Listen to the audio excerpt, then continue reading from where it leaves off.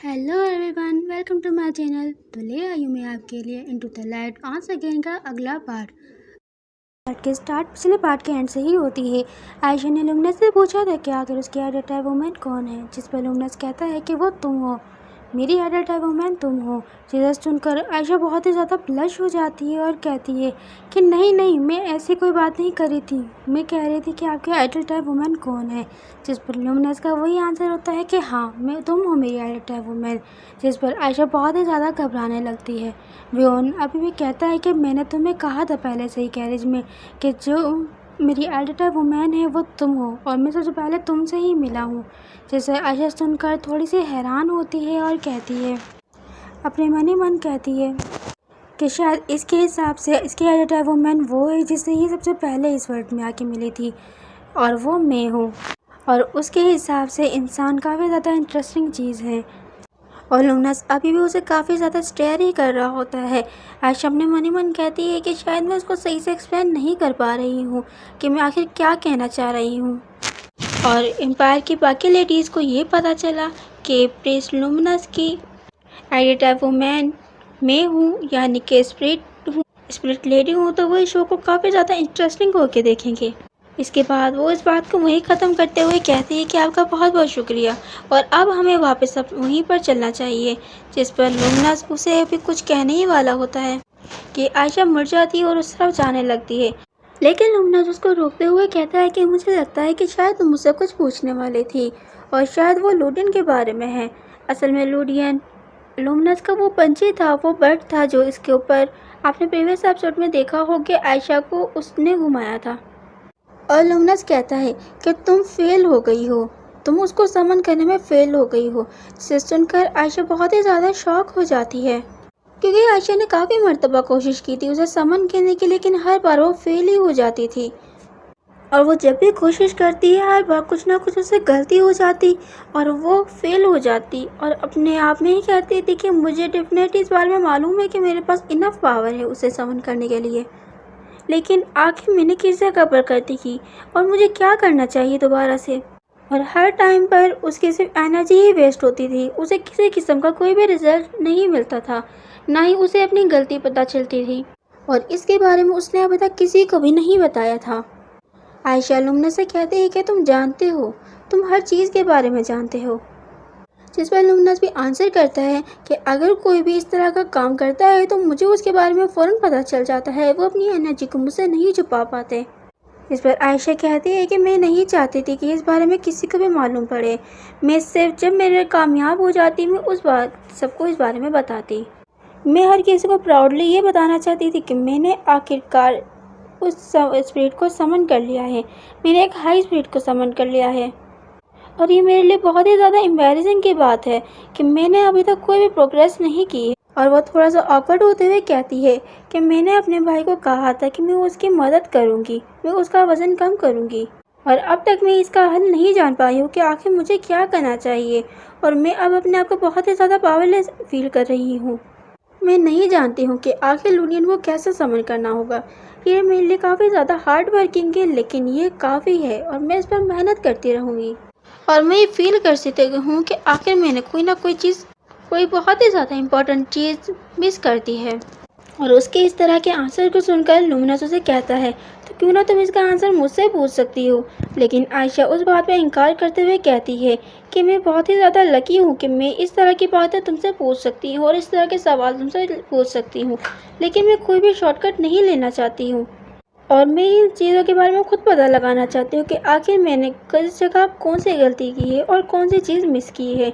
जिसे सुनकर लुमिनस उसे बहुत ही ज़्यादा हैरानगी से देखने लगता है और हंसते हुए कहता है, क्या तुम ये सोचती हो कि मैं एक शॉर्टकट हूँ अगर तुम मुझसे ये पूछोगी? तुम हमेशा ऐसे जवाब देती हो जो कि बहुत ही ज़्यादा अनएक्सपेक्टेड होते हैं मेरे लिए। इसके बाद वो अपना हाथ उठाता है और अपनी थोड़ी सी एनर्जी इर्द गिर्द फैलाते हुए कहता है कि इसका आंसर तुम्हारे इर्द गिर्द ही मौजूद है, बस तुम डिसअपॉइंटेड मत होना और इर्द गिर्द की चीज़ों में तलाश करती रहना, और मैं उम्मीद करता हूँ कि तुम एक ना एक दिन सक्सेस जल्दी पा लोगी और मेरे पास ज़रूर आओगी। और ये सुनकर आयशा बहुत ही ज़्यादा कॉन्फिडेंट होती हुई कहती है कि डेफिनेटली एक दिन ऐसा आएगा जिस दिन मैं तुम्हें समन करूँगी, तो प्लीज़ मेरा इंतज़ार करना। ये सुनकर लुमिनस भी कहता है कि मैं बहुत ही ज़्यादा ग्लेड हूँ और मैं तुम्हारी स्माइल देखना चाहता था।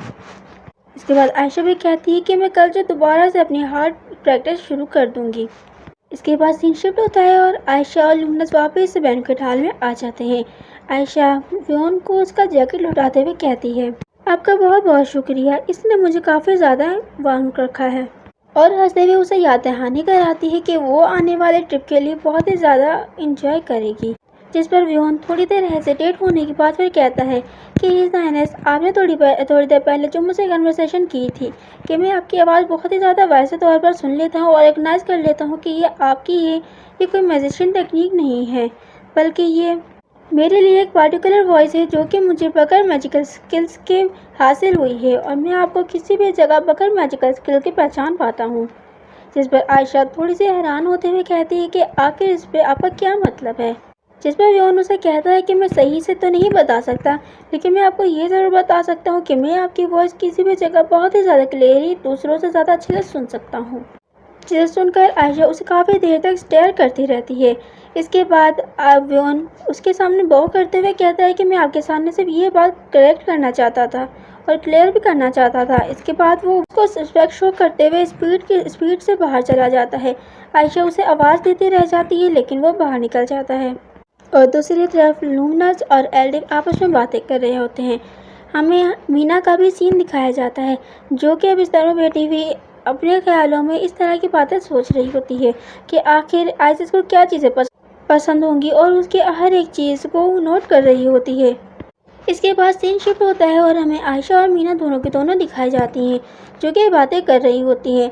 मीना आयशा को कन्विंस करने की कोशिश कर रही होती है कि वो किसी भी तरह उसकी शादी आइसिस से होने दे, क्योंकि उनकी कंट्री के हालात बहुत ही ज़्यादा ख़राब हैं और सिर्फ अब एक यही तरीका है जिसके ज़रिए उनकी कंट्री के हालात काफ़ी हद तक बेहतर हो सकते हैं। जिस पर सुनकर आयशा कहती है कि मैं नहीं जानती कि आखिर मैं तुम्हारी मदद कैसे कर सकती हूँ। जिसकी बात सुनकर मीना उसे बताती है कि बहुत ही ज़्यादा ज़रूरी है कि हम दोनों कंट्रीज़ के बीच डिप्लोमेटिक रिलेशनशिप बहुत जल्दी कायम हो सके और ये एक ऑफिशियल अलायंस होगी, जो कि हम दोनों कंट्री को काफ़ी हद तक ताकतवर और स्ट्रॉन्ग कर सकती है। उसकी ये बात सुनकर आयशा अपने मन ही मन कहती है, लगता है कि शायद इसका चम आइसिस के ऊपर नहीं चला है, इस वजह से ये मुझे परस्यूट करने की कोशिश कर रही है। लेकिन आयशा उसके बात पर बिल्कुल भी कन्विंस नहीं हो रही होती है और आयशा उसे कहती है कि अगर इन दोनों कंट्रीज़ के दौरान आपस में एक मैरिज डिप्लोमेसी कॉन्ट्रैक्ट साइन हो जाएगा तो ये दोनों कंट्री स्ट्रांग हो जाएंगी।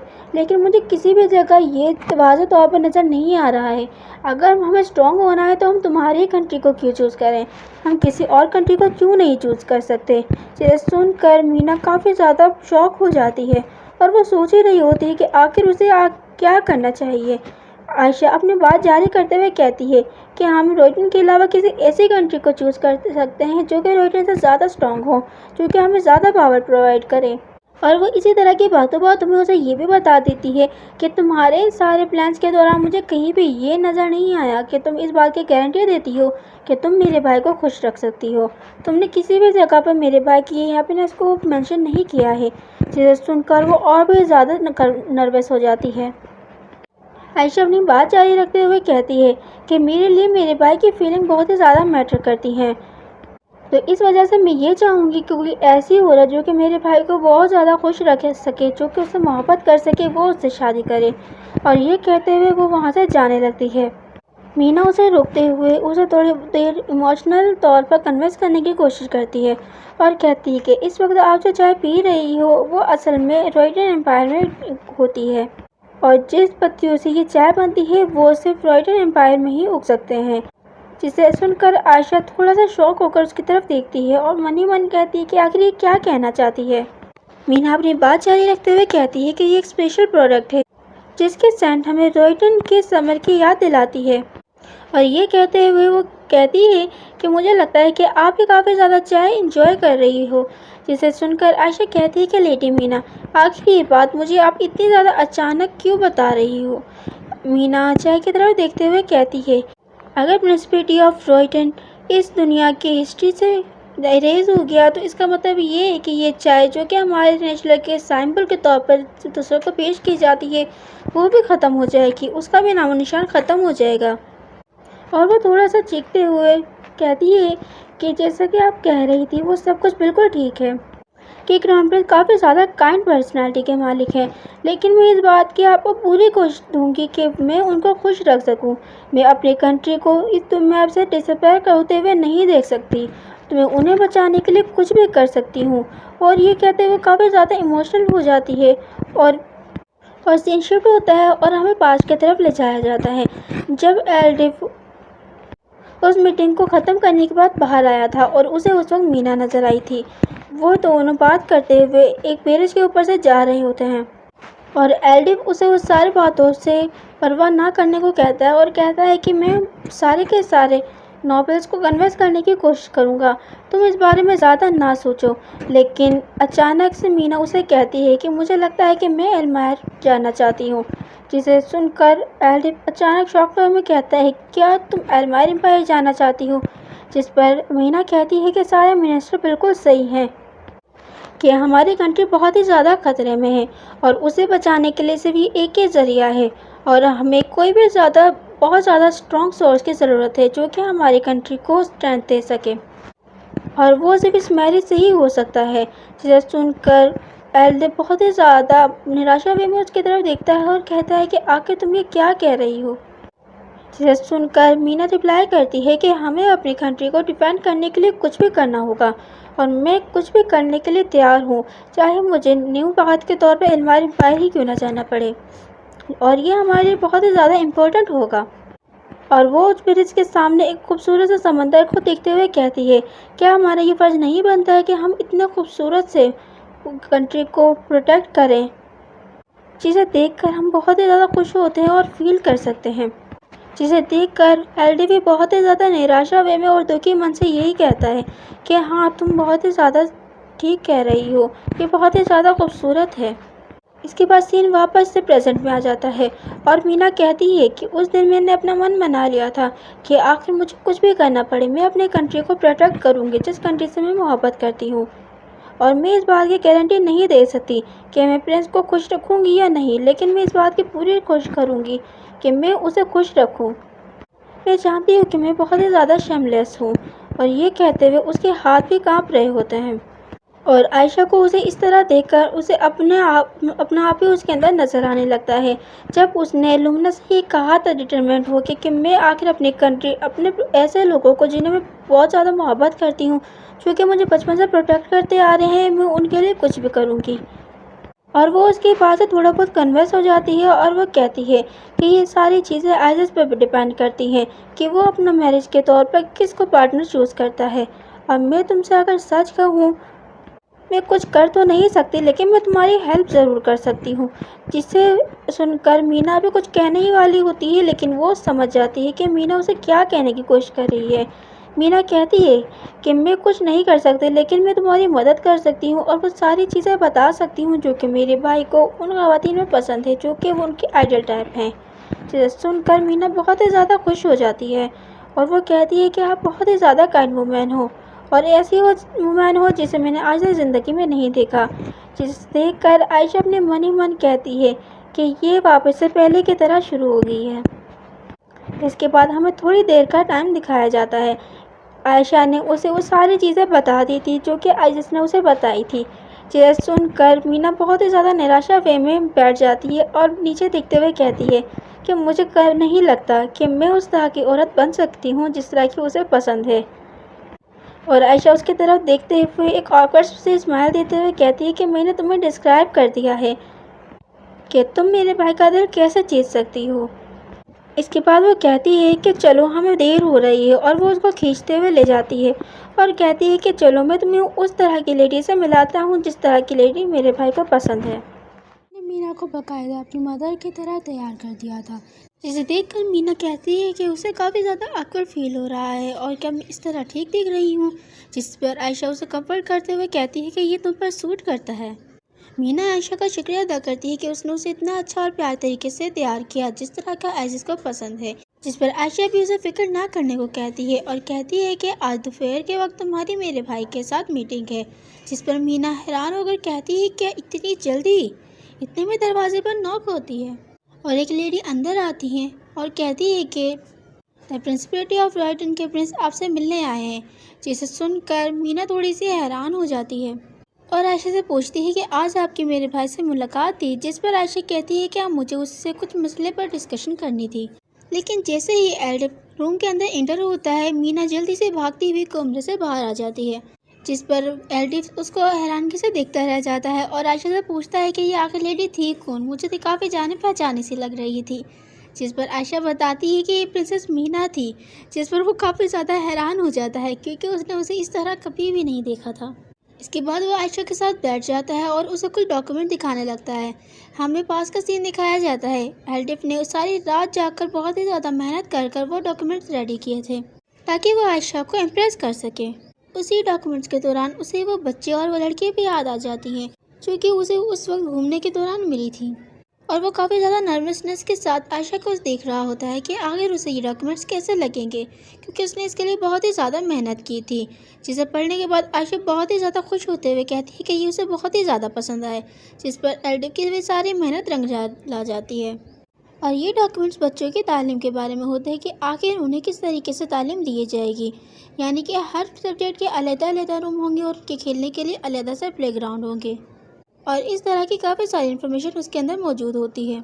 इसके बाद काफ़ी देर तक उन दोनों की इस बारे में डिस्कशन होती रहती है। अब सीन शिफ्ट होता है और हमें आइज़ और मीना दिखाए जाते हैं। आयशा ने मीना और आइज़ के लिए सारे के सारे सर्वेंट्स को उस जगह से छुट्टी दे दी थी ताकि वो दोनों आराम से अपना वक्त गुजार सकें। मीना बहुत ही ज़्यादा मैच्योर बिहेव कर रही थी, जिसे देखकर आइज़ के पसीने छूटे जा रहे थे, और उसके ऊपर फिर आइज़ कहता है कि आखिर तुम इस तरह से क्यों ट्रीट कर रही हो मुझे, जिस पर मीना बताती है कि ये सारी चीज़ें उसे आयशा ने बताई हैं कि आपको आखिर किस तरह की आइडियल वुमेन चाहिए, जिस पर आयशा उसे क्लियर करते हुए बताता है कि उस वक्त उसकी बहन उसे बहुत ही ज़्यादा जोर दे रही थी, उसे प्रेशराइज कर रही थी कि वो उसे बताए, तो उसके जहन में जो कुछ भी आया उसने उस वक्त बता दिया, और साथ में उसे ये भी कहता है कि आपको उस तरह से एक्ट करने की ज़रूरत नहीं है, आप जिस तरह हैं आप उसी तरह रहें तो आप उसी तरह ज़्यादा बेहतर दिखेंगी। और वो इसी तरह की बातों में एक अच्छा खासा टाइम एक दूसरे के साथ स्पेंड करते हैं। इसके बाद सीन शिफ्ट होता है और हमें मीना और आयशा दोनों के दोनों एक जगह पर बैठी हुई दिखाई देती हैं, जिस पर मीना आयशा को बताती है कि वो फेल हो गई है, जिस पर आयशा उससे पूछती है कि इसका मतलब ये कि आइज़ ने उसे कोई रिस्पॉन्ड नहीं किया, जिस पर मीना बताती है ऐसी बात नहीं थी, बल्कि उन्होंने कहा कि सेल्फ ऑथेंटिक से ज़्यादा अट्रैक्टिव चीज़ कोई हो ही नहीं सकती। मुझे लगता था कि अगर मैं उनके आइडल टाइप बन जाऊंगी तो मैं उनका दिल जीत सकूंगी, लेकिन उन्होंने मुझे इस बात का एहसास कराया मैं जैसी हूँ मैं वैसे ही बहुत अच्छी हूँ और मुझे किसी की आइडल टाइप बनने की ज़रूरत नहीं है। वो मुझे ऐसे ही देखना चाहते हैं और ऐसे ही जानना चाहते हैं। जिस पर आयशा कहती है तो ऐसा कहा मेरे भाई ने, जिस पर मीना कहती है हाँ, और मुझे वो बहुत ही ज़्यादा अमेजिंग पर्सन लगे हैं। और इसके बाद वो उन दोनों की तारीफ़ें करना दोबारा से शुरू कर देती है कि वो बहुत ही ज़्यादा अमेजिंग है, मुझे अब पता चला कि आप लोगों के इर्द गिर्द के लोग आपको इतना ज़्यादा पसंद क्यों करते हैं, और इस तरह की काफ़ी ज़्यादा बातें करना शुरू कर देती है। जिसकी बातें सुनकर आयशा अपने मन ही मन कहती है कि इसकी बहुत ही ज़्यादा अच्छी स्पिरिट है, जिसकी वजह से ये हर किसी के बारे में बहुत ही ज़्यादा पॉजिटिव सोचती है।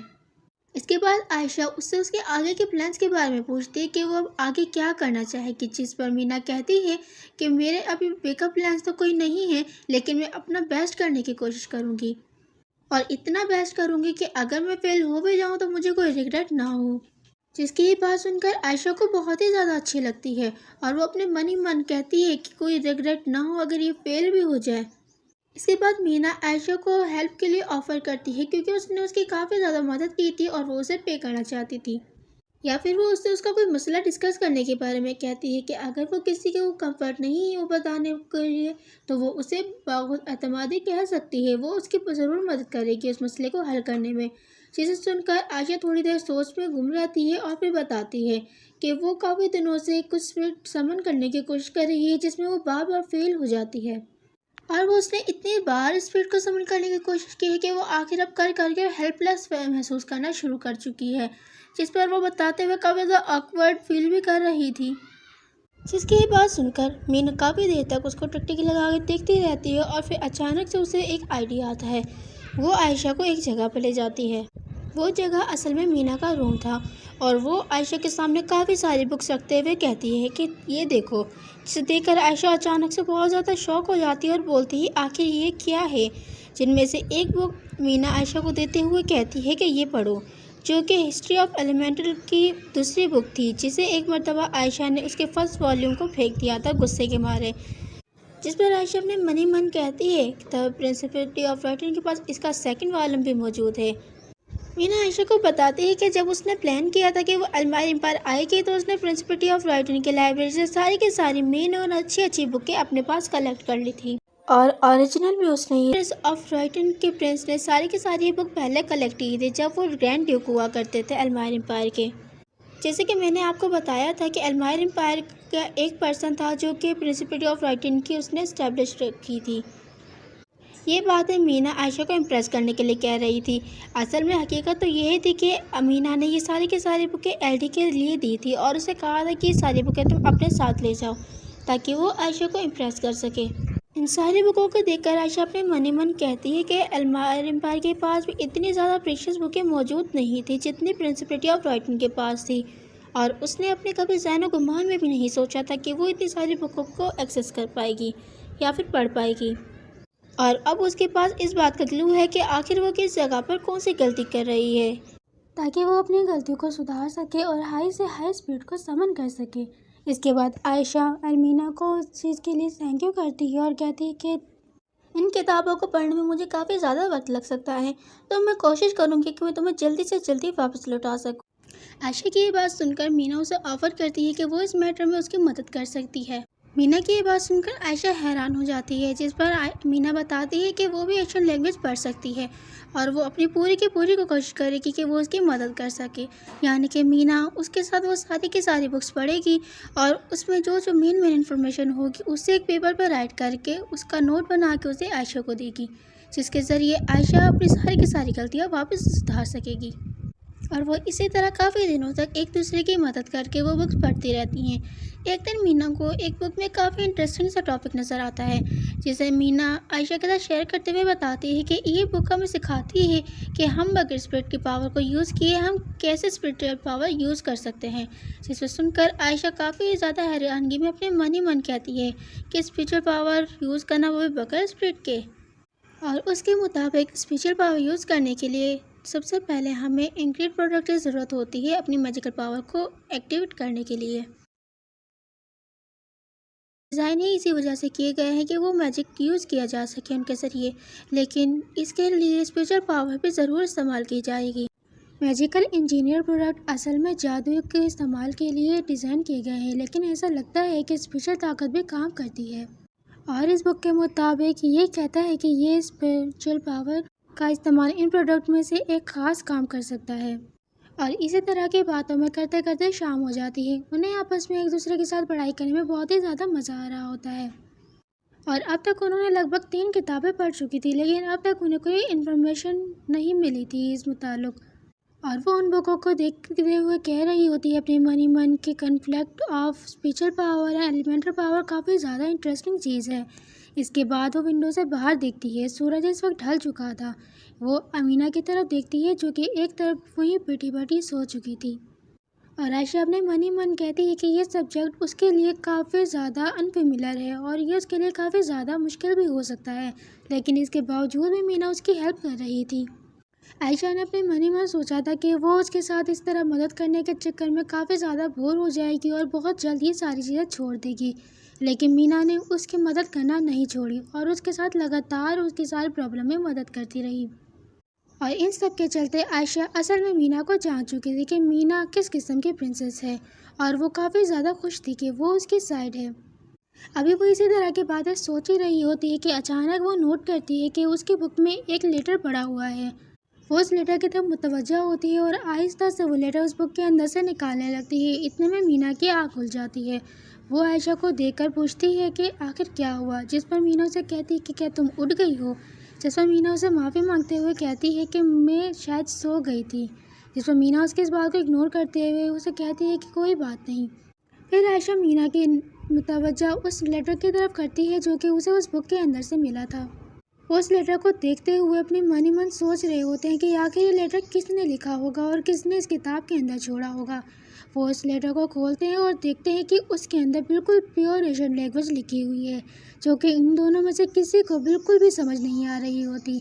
लेकिन आयशा को अचानक याद आता है कि ये लेटर ज़रूर लुओ पढ़ सकती है, क्योंकि स्पिरिट की अपनी एक लैंग्वेज होती है।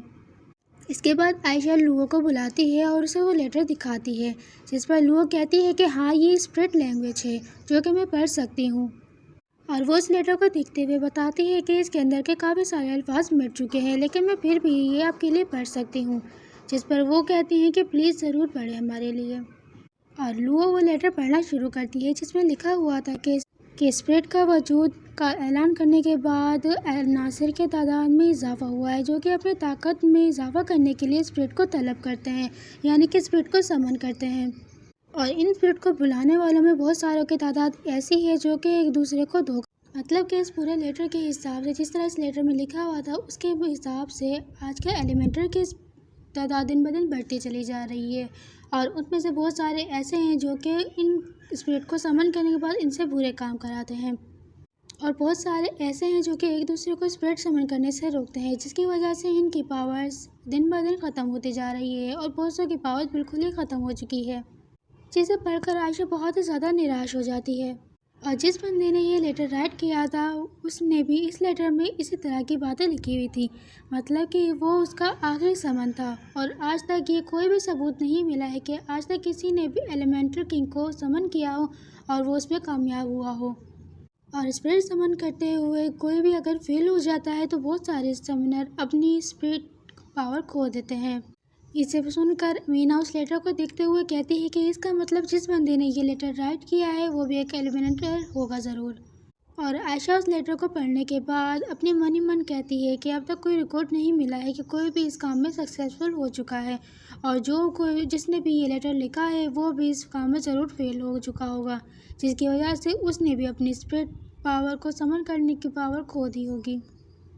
लेकिन आखिर वो पर्सन होगा कौन जिसने ये लेटर राइट किया है। इसके बाद सीन शिफ्ट होता है और हमें मीना दिखाई जाती है, जो कि रात के वक्त लालटेन लिए कहीं जा रही होती है कि अचानक उसकी नज़र कॉरिडोर पर जाती है, जहाँ पर उसका भाई बैठा हुआ कुछ पढ़ रहा होता है। मीना उसे देखकर उससे पूछती है कि आखिर तुम इतनी ठंड में यहाँ पर क्या कर रहे हो, जिस पर एलडी उसे बताता है कि मैं कुछ यहाँ पर डॉक्यूमेंट को रिवाइव करने की कोशिश कर रहा हूँ। फिर वो मीना से भी कहता है कि आजकल तुम भी काफ़ी ज़्यादा बिजी हो जाइनस के साथ स्टडी करने में, जिसे सुनकर मीना काफ़ी ज़्यादा शौक सी हो जाती है। और उसके बाद वो उसके पास आके बैठ जाती है और कुछ बातें करने लगती है, जिसमें एलडी मीना को ये भी बताता है कि तुमने आखिर उसे वो बुकें भी दे दी जो कि तुम मेरे लिए लेके आई थी। जिस पर मीना भी कहती है कि मुझे माफ़ करना, लेकिन अगर तुम देखोगे कि ही जाइनस उन बुकों पर कितनी ज़्यादा मेहनत कर रही है तो तुम्हें भी ज़रूर दिल करेगा ये सब करने को, और हमें ज़रूर एल्मायर एम्पायर को कन्विंस करना होगा ताकि वो हमारी हेल्प कर सकें। जिसकी बात सुनकर एलडी भी कहता है कि तुम ठीक कह रही हो। इसके बाद मीना एलडी को बताती है कि वो और आयशा कल एल्मायर एम्पायर के एक टेंपल में जा रहे हैं, और वो एलडी को भी उसके लिए इनवाइट करती है, जिस पे एलडी मना करते हुए कहता है कि मुझे इन डॉक्यूमेंट को रिवाइव करना है। एलडी इतने अंधेरे में इन डॉक्यूमेंट को रिवाइव कर रहा होता है, जिस पर मीना आयशा का एक दिया हुआ एक मैजिकल टूल दिखाती है, जो कि काफ़ी ज़्यादा अच्छे से ब्राइट कर रहा था और रात के इस वक्त पढ़ने के लिए काफ़ी ज़्यादा करामत साबित होता है। और वो एलडी को दिखाते हुए लगातार उसकी तारीफ़ें भी कर रही होती है, और एलडी को भी ये काफ़ी ज़्यादा पसंद आ रहा होता है। इसके बाद मीना एलडी को वो टूल देकर वहाँ से चली जाती है। एलडी उस टूल को देखते हुए उसके अंदर की स्पिरिट को फील कर रहा होता है, और उसे देखकर अचानक से एक एहसास होता है कि ये एनर्जी तो डेफिनेटली उसकी होती है। मीना और आयशा एक बहुत ही ज़्यादा खूबसूरत से सफ़ेद कलर के टेंपल में आए हुए होते हैं, जिसे मीना देखकर बहुत ही ज़्यादा खुश हो रही होती है, क्योंकि ये टेंपल बहुत ही ज़्यादा खूबसूरत होता है। उस टेंपल का एक प्रीस्ट आता है और आयशा को वेलकम करता है, जिस पर आयशा उनसे माफ़ी मांगते हुए कहती है कि मैंने आपको नोटिस दिए बगैर यहाँ पर आ गई, लेकिन हमारे पड़ोसी मुल्क से कुछ मेहमान आए थे जिनको मैं विज़िट कराने के लिए यहाँ पर लेके आई हूँ। अगर आप बेहतर समझे तो हम टेंपल के इर्द गिर्द घूम सकते हैं। जिस पर वो प्रीस्ट आयशा को कहता है कि क्यों नहीं, आप ज़रूर इस पूरे टेंपल को एक्सप्लोर कर सकती हैं। इसके बाद आयशा और मीना उस टेम्पल को घूमने लगते हैं, जो कि काफ़ी ज़्यादा खूबसूरत होता है और इसमें काफ़ी अच्छा बड़ा बगीचा भी मौजूद होता है। आयशा और मीना ऐसी ऐसी जगह पर जाते हैं जहाँ पर आयशा पहले कभी नहीं गई थी, सिर्फ मीना के आने के बाद ही वहाँ पर आई थी। हालांकि ये बिल्डिंग पूरे 10 साल पुरानी थी, लेकिन आज भी देखकर बिल्कुल नई जैसी दिखती थी। इसके बाद वो दोनों और भी ज़्यादा टेम्पल को एक्सप्लोर करने लगते हैं कि अचानक से आयशा को कुछ किस्म के एसेंस फील होते हैं, जो कि बहुत ही ज़्यादा प्योर किस्म की लाइट थी। आयशा उस एनर्जी को देखकर कहती है कि आखिर किस किस्म की एनर्जी है, और वो उस एनर्जी का पीछा करने लगते हैं और पीछा करते करते वो एक बहुत ही ज़्यादा खूबसूरत सी जगह पर आ जाते हैं, जो कि एक अल्टर होता है। उस जगह पर आने के बाद मीना आयशा से पूछती है कि आखिर कौन सी जगह है, जिस पर मीना उसे बताती है कि मैं नहीं जानती हूँ, मैं बस इस एनर्जी को फॉलो करती गई और यहाँ पर आ पहुँची। आयशा ने आज से पहले कभी भी इतनी स्ट्रॉन्ग और प्योर लाइट एनर्जी नहीं फील की थी, और आयशा के मुताबिक ये ज़रूर इस टेम्पल का सेंटर होगा, जो कि पास्ट में बनाया गया होगा। और वो इस तरह की एनर्जी को देखकर अपने मन ही मन कहती है कि इस अल्टर के पास एक बहुत ही ज़्यादा कंडेंस पावर मौजूद है, जो कि अर्थ को अकोमोडेशन मिलकर बनाई गई है, और ये बहुत ही ज़्यादा प्योर किस्म की है। और वो काफ़ी देर तक उसको इसी तरह घूरती रहती है कि अचानक उसके जहन में एक ख्याल आता है, और वो सोचती है कि ज़रूर मैं इसी चीज़ को मिस कर रही थी, the true light of essence.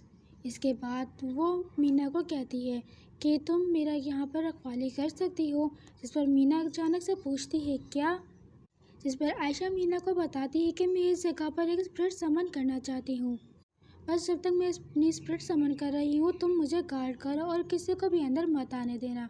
जिस पर मीना भी उसकी बात पे एग्री हो जाती है और कहती है कि ये सेवा आप मुझ पर छोड़ दीजिए, मैं ये सब कुछ संभाल लूँगी।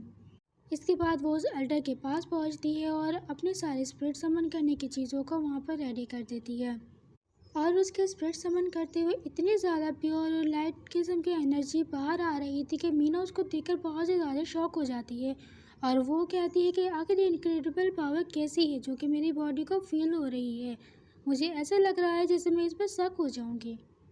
मीना उस तरफ देखते हुए कहती है कि इस जगह की सारी लाइट एनर्जी इस आइनस को सपोर्ट कर रही है, और उनके बुलाने पर उन्हें रिस्पॉन्ड भी कर रही है और एक जगह पर इकट्ठी होती जा रही है। दूसरी तरफ हमें मीना का सीन दिखाया जाता है, जो कि अपनी पूरी मेहनत कर रही होती है उस स्पिरिट को समन करने के लिए, और वो अपना एक फाइनल कॉल करती है और कहती है कि मेरे सवाल का आंसर करो। और जैसे ही वो ये कहती है कि अचानक से एक बहुत ही ज़्यादा तेज़ रोशनी वहाँ से ऊपर की तरफ जाती है, जिसे देखकर मीना बहुत ही ज़्यादा शॉक हो जाती है।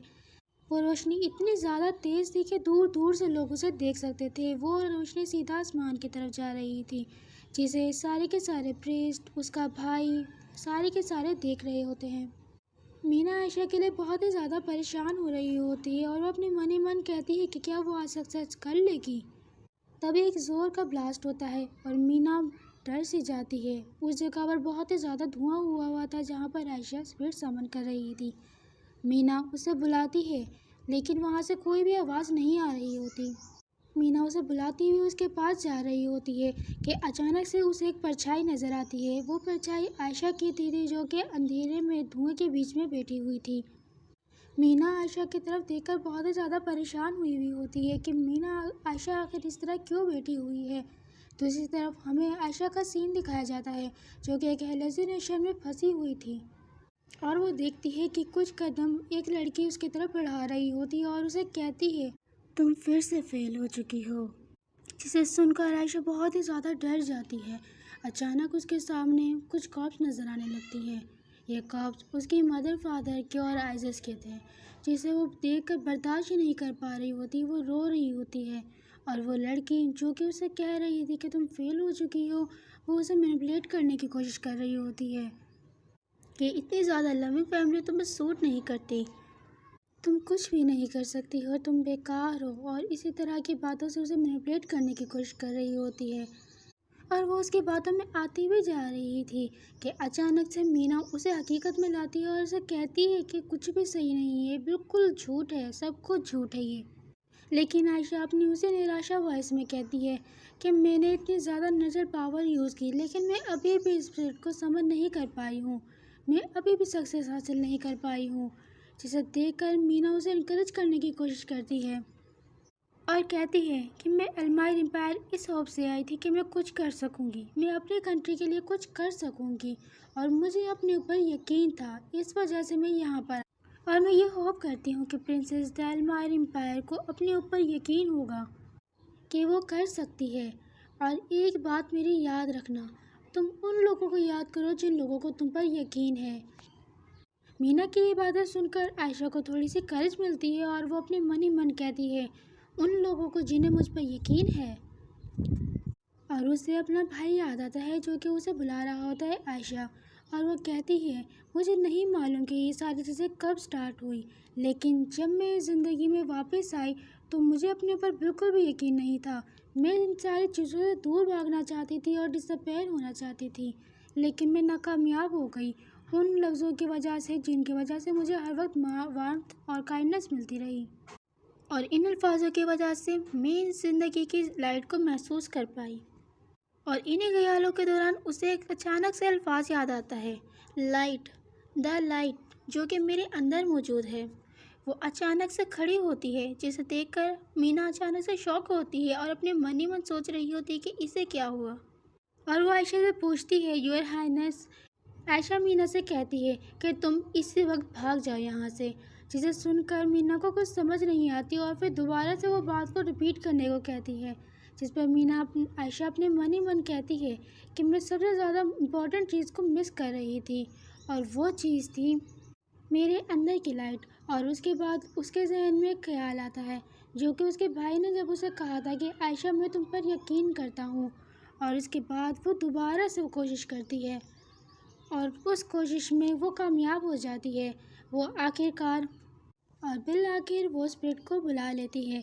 ये वो स्पिरिट था जो कि हम प्रीवियस एपिसोड में देख चुके हैं, जिसे स्पिरिट किंग ने अपने पास समन किया था, लूडियन, जिसे देखकर मीना बहुत ही ज़्यादा खुश होती है और उसे बताती है कि आपने कर दिया। वो दोनों एक दूसरे के साथ ये पर इंजॉय कर रहे होते हैं कि अचानक से एक सर्वेंट भागी भी उनकी तरफ आती है और मीना को आवाज़ देती है, जिस पर मीना अचानक से पूछती है कि आखिर क्या हुआ, आप इतनी जल्दी में क्यों हो। मीना की ये बात सुनकर वो सर्वेंट बताती है कि प्रिंसेस मीना, मुझे लगता है कि आपको वापस इंपीरियल पैलेस जाना होगा, और वो भी इसी वक्त। जिसे सुनकर वो दोनों बहुत ही ज़्यादा शॉक हो जाती हैं। सर्वेंट बताती है कि प्रिंसिपलिटी ऑफ रॉयटन से अर्जेंट मैसेज आया था और उसमें कहा था कि आप दोनों का सब वहाँ पर इंतज़ार कर रहे हैं। जिसे सुनकर आयशा बहुत ही ज़्यादा जल्दबाजी में उसे कहती है कि इसका मतलब हमें अभी जल्दी यहाँ से रॉयटन जाना पड़ेगा। जिस पर सर्वेंट बताती है कि मुझे लगता है कि वहाँ पर इतनी जल्दी में कुछ हुआ है। और सर्वेंट के मुताबिक, जैसे कि सर्वेंट ने बताया था कि बॉर्डर के पास जो प्रोटेक्टिंग एरा था वो कुछ डैमेज हो चुका है और जिसकी वजह से वहाँ पर काफ़ी ज़्यादा हलचल मच गई है। मीना ये बात सुनकर बहुत ही ज़्यादा डर जाती है और उसके हाथ पाँव काँपने लगते हैं, जिसे देखकर आयशा बहुत ही ज़्यादा उसके लिए बुरा फील होता है आयशा को। इसके बाद आयशा बगैर टाइम ज़ाया किए लूडियन को समन करती है और अमीना को अपने साथ बिठाकर इंपीरियल पैलेस लेके जाती है, क्योंकि वहाँ पर काफ़ी सारे बंदे उन दोनों का इंतज़ार कर रहे थे। और इस सवारी के दौरान आयशा मीना को एक फ़ेदर देती है, जिसका मतलब ये था कि उसकी पूरी सपोर्ट है अमीना की तरफ, और ये फ़ेदर एक टोकन के तौर पर वो इस्तेमाल कर सकती है। मतलब कि अगर वहाँ पर बहुत ज़्यादा बुरा हाल हो और कोई भी ज़रिया ना नज़र आए तो मीना आयशा को ये फ़ेदर के ज़रिए इस बारे में इत्तला कर सकती है, जिसके ज़रिए आयशा जल्द से जल्द उसके लिए हेल्प बुला सकती है। और इस सवारी के दौरान हर कोई उन दोनों को ऊपर से उठते हुए देख रहा होता है।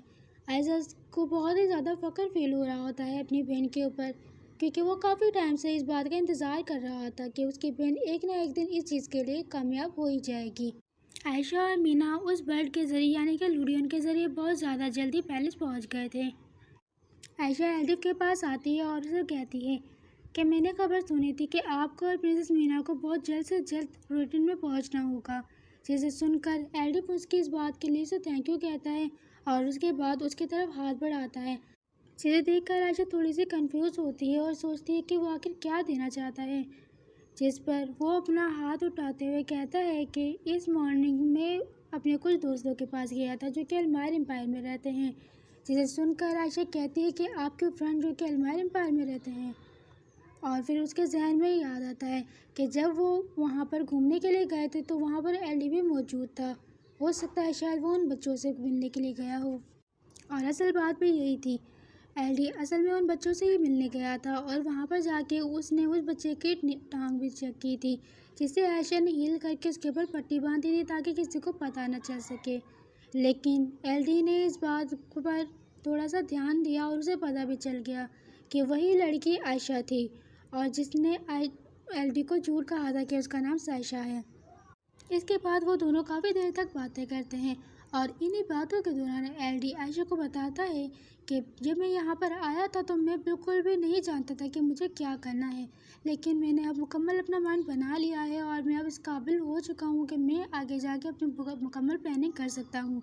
और मेरी सबसे पहला जो प्लान होगा वो ये होगा कि मैं प्रिंसिपलिटी ऑफ राइटिंग को इस्टेब्लिश कर सकूँ और एक बहुत ही ज़्यादा अच्छा सा बिजनेस प्रपोजल भेजूँगा मैं फ्यूचर में अलमारी एम्पायर के पास। जिसे सुनकर आयशा बहुत ही ज़्यादा खुश होती है और कहती है कि मैं ज़रूर इंतज़ार करूँगी। इसके बाद सीन शिफ्ट होता है और हमें दिखाया जाता है कि आइज़स मीना से मिलने के लिए उसके पास गया है।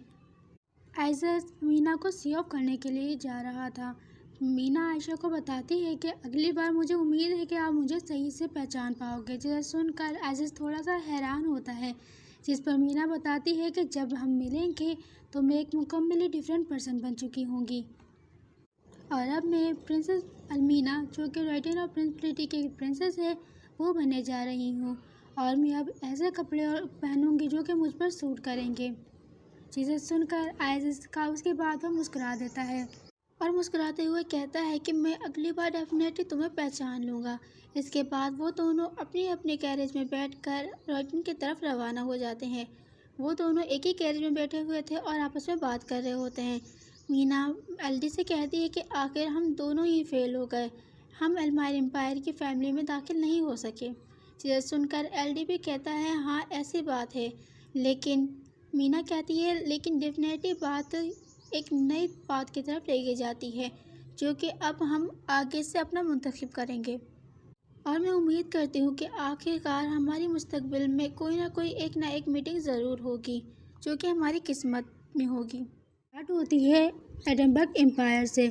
एडनबर्ग एम्पायर का एक पैलेस दिखाया जाता है जिसके अंदर सर्वेंट बहुत ज़्यादा जल्दी में कुछ काम कर रहे होते हैं और किसी का इंतज़ार कर रहे होते हैं कि अचानक से दरवाज़ा खुलता है और वहाँ पर 3 जेंट्स और एक लेडीज़ मौजूद होती हैं जिन्होंने हुडी पहन रखी होती है। सब एक रो में खड़ी हो जाती है सर्वेंट और उन दोनों को वेलकम करती हैं। वो हुडी उतारने वाली लड़की मैरियान थी।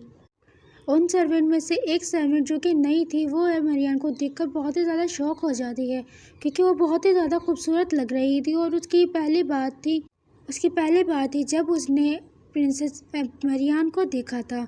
मैरियान पैलेस में एंटर होते ही सीधा कहती है कि मैं सीधा पेन टेम्पल जाऊंगी। इसके बाद वो सीधा एक रूम में जाती है और वहाँ पर जाके कुछ रखती है। इतने में पीछे से खबर आती है कि कैरेज तैयार हो चुका है, आप इस तरफ आइए। वो सर्वेंट जो कि इस्तकबालिया के तौर पर मरियान के लिए वहाँ पर खड़ी हुई थी वो जाने लगती हैं। उनमें से एक हेड मेड जो कि एक नई मेड थी उसको कहने लगती है कि जब तुम्हारी क्लीनिंग ख़त्म हो जाए तो तुम वापस से रूम में आ जाना। जिसे सुनकर वो मेड कहती है कि जी मैं ज़रूर आ जाऊँगी। इसके बाद वो अचानक से उसकी नज़र उस डेस्क पर जाती है जहाँ पर वो चीज़ रखी हुई थी जो कि मरियान ने रखी थी। वो एक तरह की ज्वेलरी लग रही थी जो कि काफ़ी ज़्यादा कीमती और ख़ूबसूरत लग रही थी। उसके ऊपर एक रेड कलर का स्टोन लगा हुआ था। उस सर्वेंट का ध्यान उस पर बहुत ही ज़्यादा आकर्षित हो गया था और वो उसको देखकर कह रही थी कि ये क्या साइनस किसे बिलोंग करता है, ये कितना ज़्यादा प्रीशियस और वैल्यूबल लग रहा है। लेकिन इसके अंदर से रेड कलर की लाइट किस तरह किस्म की आ रही है और वो अचानक उस रेड कलर की लाइट में खो जाती है। उसे यूँ फील हो रहा था जैसे कि वो उसके अंदर शक होती जा रही है और अपनी बेध्यानी में वो उसको टच करने लगती है कि अचानक से पीछे से मरियान आ जाती है जो कि उसे कहती है क्या तुम इसको चोरी करने की कोशिश कर रही हो। जिसे देखकर वो डर जाती है और डरने में कहती है हिज हाइनेस में तो नहीं, ऐसे तो नहीं। वो उल्टे पुल्टे अपने जहन में कुछ ना कुछ बोलने की कोशिश कर रही होती है लेकिन उससे कुछ भी नहीं निकल रहा होता कि अचानक से उसके हाथ से वो स्लिप होकर ज़मीन पर गिरता है और टूट जाता है। उस ज्वेलरी को टूटते देख वो बहुत ही ज़्यादा डर जाती है और प्रिंसेस से माफ़ी मांगना शुरू कर देती है और उसी माफी तलाफी के दौरान वो ये कह देती है कि इतनी ज़्यादा प्रेशियस चीज़ इतनी जल्दी से तो नहीं टूट सकती, कि लेकिन ये कैसे टूट गई। जिस पर मरियान अपनी उसी तरह की कोल्ड और डाउनी वॉइस में उसे कहती है, तो क्या तुम्हें क्या लगता है कि मैं इतनी ज़्यादा फेक चीज़ों को अपने पास रखूँगी। जिस पर वो और भी ज़्यादा डर जाती है और कहती है कि मुझे माफ़ कर दीजिए, मुझे नहीं लगता कि हिज़ हाइनेस कोई भी फेक ज्वेलरी अपने पास रखेगी। जिसकी बात सुनकर वो और भी ज़्यादा डाउनी हंसी हंसना शुरू कर देती है और इसी तरह हंसते हंसते वो उसे कहती है कि तुम कितनी ज़्यादा डम हो, तुम कुछ भी नहीं जानती हो। अगर ये फेक होता तो मैं इतनी ताकत रखती हूँ कि मैं इसको रियल बना सकती हूँ। चीज़ें सुनकर वो सर्वेंट और भी ज़्यादा शौक में हो जाती है और डरते डरते कहती है, आपका इससे क्या मतलब है। मरियान उसमें से एक क्रिस्टल को उठाते हुए उसे दिखाती है और कहती है कि इसे देखो, तुम्हें क्या लगता है ये क्या है। वो बहुत ही ज़्यादा चमक रहा था रेड कलर का क्रिस्टल और वो सर्वेंट उसके अंदर खोती ही चली जा रही थी और वो कहती है कि ये इस कंट्री का सबसे ज़्यादा कीमती रूबी है। इसके बाद सीन शिफ्ट होता है और हम दोबारा से एल्मायर एम्पायर की तरफ चलते हैं, जहाँ पर आयशा बहुत ही ज़्यादा पुरसकून अंदाज में अपने बेड के ऊपर सो रही थी। रात में एक बहुत ही ज़्यादा खूबसूरत सा चाँद निकला हुआ था। तभी उसके रूम में कोई इंटर होता है। ये लुमिनस था जो कि उसके रूम में इंटर हुआ था और उसे कहता है कि आखिरकार तुमने सक्सेसफुल एक हाई स्पिरिट लेवल की स्पिरिट को समन कर लिया है, तुम्हें ये रिवार्ड तो मिलना ही चाहिए।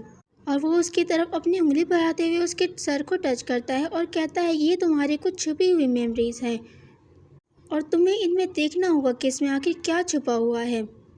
इसके बाद हमें आयशा का ड्रीम दिखाया जाता है, जिसमें आयशा अपने हाथ को देखती है जो कि काफ़ी ज़्यादा चेंज नज़र आ रहे थे। उसके काले कलर के बाल हो चुके थे, उसके बाल भी अब काले कलर के हो चुके थे और वो इस चीज़ों को रिकग्नाइज़ कर लेती है कि ये एलिसा है और अपने मन ही मन कहती है कि क्या मैं दोबारा से ख्वाब देख रही हूँ। उसे वैसे इस तरह के ख्वाब आते रहते थे, लेकिन इस बार ये कुछ ज़्यादा डिफरेंट था और वो चलना शुरू कर देती है कि अचानक से उसके सामने एक मिरर आ जाता है। वो उसे देखती है और कहती है कि ये आखिर क्या चीज़ है। वो इस मिरर पर से कपड़ा हटाती है और देखकर वो बहुत ही ज़्यादा डर जाती है, क्योंकि उस मिरर के अंदर वो अपने आप को नहीं देख रही थी, ना वो आयशा को देख रही थी, ना एल्सा को देख रही थी, बल्कि वो मरियान को देख रही थी। इसके बाद सीन शिफ्ट होता है और हमें सुबह का टाइम दिखाया जाता है। सुबह के वक्त बहुत ही ज़्यादा खूबसूरत सी धूप निकली हुई थी और आयशा एक विंडो के पास बैठी हुई थी और उसके पास एक बुक भी थी और उस ड्रीम के बाद उसे काफ़ी ज़्यादा अनईजी सा फील हो रहा था और वो उसी तरह बैठी हुई उस ख्वाब को याद कर रही होती है कि वो आखिर क्या देखा उसने ख्वाब के अंदर। वो डेफिनेटली एलिसा दिख रही थी, लेकिन जब उसने मिरर में अपने आप को देखा तो वो मिरर में अपने आप को मरियान देख रही थी।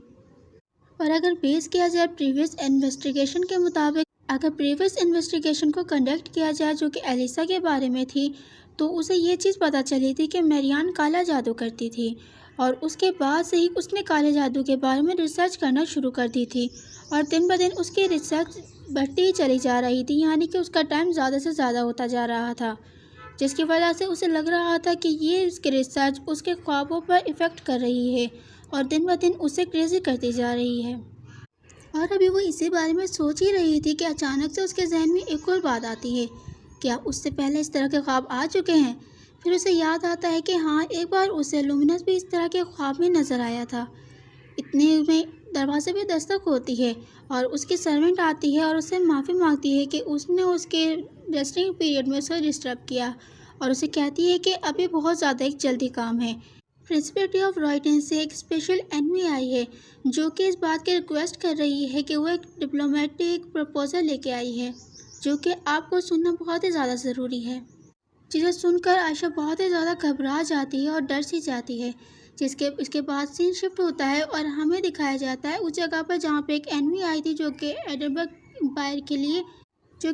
एम्पायर से खबर लेके आई थी कि एडनबर्ग एम्पायर ने अपनी जो फोर्स है वो रॉयटन डीची की तरफ बढ़ा दी गई है। इसका मतलब ये था कि एडनबर्ग एम्पायर की आर्मी रॉयटन और प्रेस्बिटी के अंदर दाखिल हो चुकी है और वो वहाँ के ज़्यादातर एरियाज़ पर कब्जा करती चली जा रही है, जो जिनमें काफ़ी ज़्यादा माउंटेन्स और इसके अलावा गांव वगैरह भी मौजूद थे। जिस पर आइजस उससे पूछता है कि आप लोगों ने उनसे नेगोशिएट करने की कोई कोशिश नहीं की, जिनमें से एक बंदा उन्हें बताता है कि हमने नेगोशिएट करने की कोशिश की थी उनके साथ, लेकिन वो इस तरह की डिमांडें कर रहे हैं जो कि हम पूरी नहीं कर सकते। वो डिमांड में वो एरिया मांग रहे थे जो कि प्रिंसिपलिटी ऑफ रॉयटन ने एडलमायर एम्पायर को दिया था, यानी कि वो किंगडम जो कि डायमंड किंगडम था, जो कि आयशा को उसके बर्थडे पर मिला था। जिसकी बात सुनकर आइसिस कहता है कि एडवर्क एम्पायर ये जानता है कि ये एरिया एडलमायर एम्पायर से बिलोंग करता है।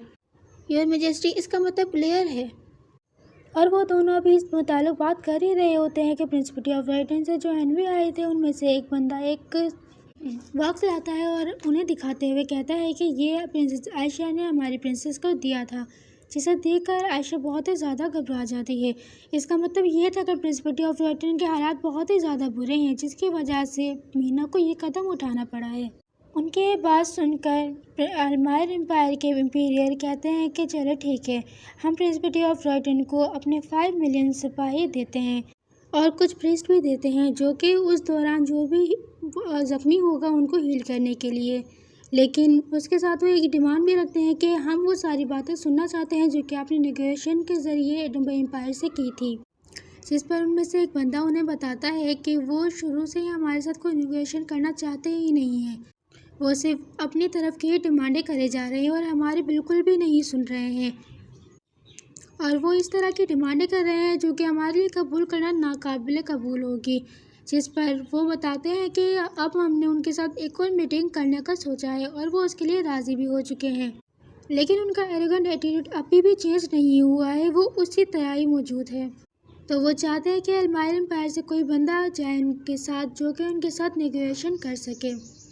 हालांकि एडलमायर एम्पायर की सपोर्ट की वजह से उनके जो ट्रूप्स थे वो थोड़े बहुत पीछे जा सकते हैं, लेकिन इस तरह से उनकी सिचुएशन चेंज नहीं हो सकती और ना ही ये जंग ख़त्म हो सकती है। और वो इसी बारे में आपस में बात कर ही रहे होते हैं कि अचानक से आइजस उनसे पूछता है कि आखिर उनमें से स्पीकर है कौन जो कि ये सारी डिमांडें रख रहा है।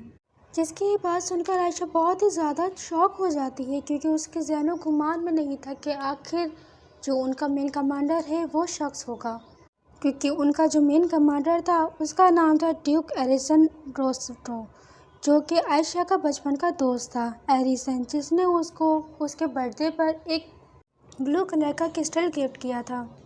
उनकी ये बात सुनकर आयशा चीखते हुए उनकी तरफ बोलती है कि क्या तुम सही हो? क्या बैटल फील्ड में आखिर वही पर्सन है? क्या तुमने मिसअंडरस्टूड तो नहीं किया है?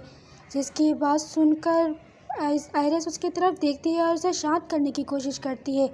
आयशा अपने मन ही मन कहती है इन्हें ज़रूर कोई गलतफहमी हो गई है, एरिसन ऐसा कर ही नहीं सकता, वो ऐसा है ही नहीं। जिस पर उनमें से एक इन्हें कहता है कि वो एक किसी डेविल की तरह है जिसे किसी पर भी रहम नहीं आता, वो बस लोगों को मारता काटता चला जा रहा है और वो हालांकि छोटे बच्चों को भी नहीं बख्श रहा। और उनका इस बात पर पूरा यकीन है कि अगर उन्हें ये जंग को ख़त्म करना है तो उसके लिए उन्हें उस पर्सन को मारना ही होगा, उन्हें उसे स्टॉप करना होगा। अगर वो नहीं खामोश हुआ तो ये जंग इसी तरह जारी रहेगी। और वो बात सुनकर आयशा अपने मन ही मन कहती है कि नहीं, ये सच हो ही नहीं सकता, और वो अपने पास मेमोरीज़ याद करने लगती है जिसके अंदर एरिसन एक बहुत ही ज़्यादा काइंड और बहुत ही ज़्यादा अच्छा इंसान था, और उसके मुताबिक इस तरह की पर्सनैलिटी रखने वाला बंदा इसी तरह हो ही नहीं सकता। इन्होंने ज़रूर किसी और को देख लिया होगा, ये कोई गलत फहमी हो गई होगी। और अभी वो इसी तरह की बातें सोच ही रही होती है कि अचानक से उनके उन बंदों की बातों पर ध्यान जाता है जो कि वो कह रहे थे कि अगर ये मीटिंग होती है तो उनके अंदर उनका ये चीफ भी ज़रूर मीटिंग में शामिल होगा। तो इस दूसरी तरफ आइजस और एम्पीरियर उन लोगों से उस पर्सन के बारे में मुकम्मल इन्फॉर्मेशन ले रहे होते हैं, लेकिन उनके पास उसके बारे में कोई भी इन्फॉर्मेशन नहीं हो रही होती। सिर्फ उन्हें यही मालूम होता है कि वो मैजिक में काफ़ी ज़्यादा अच्छा है। जिस पर आइजस कहता है कि कितना ज़्यादा अनकन्वीनियंट है कि वो मैजिक में अच्छा है, लेकिन आयशा अपने ज़हन गुमान में ही पूरी तरह खोई हुई थी। वो एरिसन के बारे में ही सोच रही होती है कि उसे कोई भी क्लू नहीं मिला होगा, आखिर वो इस तरह कैसे बदल गया, वो इस तरफ कैसे आ सकता है। दूसरी तरफ एम्पीरियर ऐलान करने वाला होता है कि इस मीटिंग को जो अटेंड करने वाला होगा वो पर्सन होगा। आयशा अचानक से बोलती है कि मैं जाऊंगी वहाँ पर, जिसे सुनकर सब बहुत ही ज़्यादा शॉक हो जाते हैं और आयशा की तरफ देखने लगते हैं। आयशा उन लोगों के पास जाती हुई चाहती हूँ। आयशा के मुताबिक अगर वो इस मीटिंग को अटेंड करती है तो वो एरिसन को ज़रूर अपने कॉन्फिडेंट में ले आएगी और उसे किसी न किसी तरह पीछे हटने पर मजबूर कर ही देगी, क्योंकि वो एरिसन को बहुत ही ज़्यादा अच्छे से जानती थी। लेकिन उसके इस फैसले पर उसके फैमिली का कोई भी मेंबर राज़ी नहीं होता। सब उसको मना कर रहे होते हैं, हालांकि इम्पीरियल बिल्कुल भी नहीं मान रहा होता। लेकिन आयशा पूरी कन्विंस करने की कोशिश करती है, लेकिन इम्पीरियल उसको चुप करा देता है और उसे आगे बोलने ही नहीं देता। और उसी वक्त वो उस मीटिंग को ख़त्म करके चला जाता है। उस मीटिंग के ख़त्म होते ही सब उठ उठ के चले जाते हैं। आयशा आइज़स को देखती है और उसे कहती है कि ब्रदर। आइज़स उससे पहले ही उसे कहता है कि चलो हम बातें करते हैं इस बारे में। इसके बाद सीन शिफ्ट होता है और हमें आयशा और आइज़स दूसरी जगह पर दिखाए जाते हैं। इस पर आयशा को ये बताता है कि क्या तुम ठीक हो, और अगर फादर इस बात पे एग्री हो भी जाते तो मैं इस बात पर ज़रूर अपोज करता। मैं कभी भी तुम्हें वहाँ पर नहीं जाने देता। और इस तरह की वो काफ़ी देर तक बातें करते हैं, जिस पर आइज़स उसे बताता है कि लास्ट टाइम जब मैंने वहाँ पर जाने के बारे में मुकम्मल पक्का कर लिया था तो वो तुम थी जिसने मुझे रोका था। तुमने मुझे कन्विंस किया था वहाँ पर ना जाने के लिए, तो अब तुम मेरी बात मानो। उसकी इस बात पर आयशा काफ़ी ज़्यादा इमोशनल हो जाती है और बिल आखिर अपने जाने का असल वजह बता ही देती है। वो बताती है कि वो जो चीफ है, जो कि एरिसन रोस्टो है, वो मेरे बचपन का दोस्त है और वो बिल्कुल भी इस तरह का नहीं है। जिसकी बात सुनकर आयशा थोड़ा सा हैरान होता है और कहता है तुम्हारा क्या मतलब है इन चीज़ों से। आयशा बताती है मुझे ये अच्छे से याद है, वो काफ़ी ज़्यादा फेमिलियर था उन चीज़ों से, मैंने उसको बहुत जल्दी से पहचान कर लिया था। लेकिन एरिसन इस तरह का पर्सन नहीं है, वो एक जालिम, एक डेविल पर्सन नहीं हो सकता। जिसकी बात सुनकर आयशा को समझाते हुए बताता है कि आयशा ज़रूरी नहीं कि जिसने तुम्हारे रोते हुए तुम्हें कंधा दिया, तुम्हें संभाला और तुमसे जिस तरह की बातें की वो उसी तरह का पर्सन हो सकता है। हम नहीं जानते कि पर्दा सामने से कैसा है और अंदर से कैसा है। हम बंदे को उसकी शक्ल को देखकर उसकी सीरत को जज नहीं कर सकते। और जिस तरह के रिकॉर्ड्स हमें मिले हैं तो तुम्हारे बताने के मुताबिक एरिसन उससे बिल्कुल ही डिफरेंट पर्सन है, उससे बिल्कुल ही डिफरेंट पर्सनैलिटी रखता है। आयशा मैं तुम पर यकीन करता हूँ। उसकी इस बात को सुनकर आयशा उसकी बातों में आने लगती है और सोचती है कि हो सकता है जब मैं वहाँ से गई हूँ तो एरिसन दिन ब दिन उसकी पर्सनैलिटी में चेंजेस आई हो और वो दिन ब दिन चेंज हो गया हो। इसके बाद आयशा काफ़ी देर तक खामोश होती है और फिर वो अचानक से आयशा को कहती है तो ठीक है, आप मुझे मास्टर व्योन को मुझे गार्ड करने के लिए कहें, वो मेरे साथ रहेंगे, वो मेरी प्रोटेक्शन करेंगे। अगर आपको मुझ पर यकीन नहीं है वो मुझे बाकायदगी से सेफ लाइन से यहाँ पर ले आएंगे। प्लीज़ मुझ पर यकीन करें और मेरी मदद करें ताकि मैं रोइटन जा सकूँ। और सिर्फ एक ही पर्सन है जो कि एरिसन को इन सारी चीज़ों के लिए कन्विंस कर सकता है और वो पर्सन सिर्फ और सिर्फ मैं हूँ। और आइज़स एक जगह पर बैठे हुए दिखाई देते हैं और वो दोनों आपस में बातचीत कर रहे होते हैं। आइज़स बहुत ही ज़्यादा परेशान होता है क्योंकि उसकी बहन ने इस बात की ज़िद लगा के रखी थी कि वो ज़रूर बैटलफील्ड पर जाएगी और वो अपने इसी तरह के ख्यालात व्योन के साथ शेयर कर रहा होता है, जिस पर व्योन कहता है तो क्या आप इस बारे में परेशान हैं और आप उन्हें रोकना चाहते हैं। जिसकी बात सुनकर आइज़स पहले तो काफ़ी देर तक खामोश रहता है और फिर वो कहता है उसने कहा है कि उसका कोई एक रीज़न है जिसकी वजह से वो वहाँ जाना चाहती है। व्योन ये सुनकर कहता है कि ये बहुत ही ज़्यादा मुश्किल होगा कि उसका आंसर आप ढूंढ सकें। जिसकी बात पर आइज़स भी यही कहता है कि मेरे लिए बहुत ही ज़्यादा मुश्किल हो रहा है आंसर ढूंढना, इसी वजह से मैं तुम्हारे साथ इस जगह पर बैठा हूँ और उसने मुझे कहा है कि मैं तुम पर यकीन करूँ ताकि तुम उसे सेफली वापस लेके आ सको। उसकी बात सुनकर व्योन काफ़ी देर तक खामोश रहता है और फिर कहता है क्या आपने एक मरतबा मुझे कमांड नहीं दिया था कि मैं इस हाइनेस को प्रोटेक्ट कर सकूं? तो आप बस फिक्र मत करें, मैं एक नाइट हूं और एक एल्मायर एम्पायर का नाइट हूं और मेरा ये मिशन है कि मैं रॉयल फैमिली को प्रोटेक्ट करूं और मैं डेफिनेटली उसको वापस लेके आऊँगा सेफली। जिस पर आइज़स भी कहता है क्या तुम मेरे सामने शो ऑफ करने की कोशिश कर रहे हो? उस जगह पर एक कंडीशन थी, यानी कि एडनबर्ग एम्पायर से और प्रिंसिपलिटी ऑफ रॉटन से जो भी रिप्रेजेंटेटिव आएंगे वो दोनों अपने साथ एक एक नाइट लेके आ सकते हैं जो कि उन्हें स्कॉट करेंगे। और आयशा ने मुझे कहा है कि वो तुम्हारे स्कॉट में आना चाहती है, यानी कि तुम उसे स्कॉट करो। जिसे सुनकर व्योन थोड़ा सा हैरान होता है और कहता है क्या मुझे? और फिर वो खड़े होते हुए कहता है कि मैं जानता हूँ कि वो हर चीज़ को बहुत अच्छे से जानती है और मैं भी तुम पर बहुत ज़्यादा अच्छे से एतमाद करता हूँ और मुझे परवाह नहीं कि क्या होगा, लेकिन तुम्हें हर सूरत में प्रिंसेस को प्रोटेक्ट करना होगा। जिस पर वियोन भी पूरे पुतदमादी से कहता है, हाँ बिल्कुल, अगर मुझे अपनी लाइफ भी सेक्रीफाइस करनी पड़ी, लेकिन फिर भी मैं ही जाइनस को सेफली वापस लेके आऊँगा। उसके बाद सुनकर आइजिस कहता है कि तुम डिटर्मिनेट हो आउट ऑफ नाइट लेने के लिए। आइजिस की बात सुनकर वियोन मुस्कुरा देता है और कहता है, अगर हिज हाइनेस की विश है तो मैं इस विश पर ज़रूर पूरा उतरूँगा। आइजिस भी हंसते हुए कहता है कि एक बात याद रखना कि मैंने आयशा से प्रॉमिस किया है और मैं ये प्रॉमिस नहीं तोड़ सकता हूँ। इसके बाद सीन शिफ्ट होता है और हमें आयशा रात के पहर एक जगह पर घूमती हुई दिखाई दे रही होती है। यह असल में उसके पैलेस का गार्डन था और वो घूमते हुए सोच रही होती है, कल मुझे इस जगह से जाना है। और वो पल याद करती है जब वो, उसका भाई और वियोन, ये तीनों के तीनों उसके फादर के पास गए थे और उन्हें परस्यू किया था कि वो आखिरकार इस बात पर राज़ी हो जाए कि वो आयशा को बैटलफील्ड पर जाने दें। और काफ़ी देर तक इन तीनों के कन्विंस करने के बाद आखिरकार उसके फादर मान गए थे कि वो आयशा को वहाँ पर लेके जाएगा। और वो अपने मन ही मन आइजिस का और वियोन का थैंक यू कर रही होती है कि उन्होंने उसके फादर से बातचीत करने में उसकी मदद करी, यानी कि उसके फादर को कन्विंस करने में मदद करी। और अगर वो उस जगह पर अकेली होती तो वो कभी भी अपने फादर को कन्विंस नहीं कर पाती, चाहे वो जितनी भी कोशिश कर सकती। और वो अपने मन ही मन मुस्कुराते हुए कह रही होती है कि उसके भाई ने कोऑपरेटेड किया होगा ज़रूर यंग मास्टर के साथ, बगैर उसे मेंशन किए हुए। और वो घूमते हुए यही सोच रही होती है कि वो आखिर यंग मास्टर को किस तरह से थैंक यू करेगी। क्या उसे अकेले जाकर उसको थैंक यू करना चाहिए?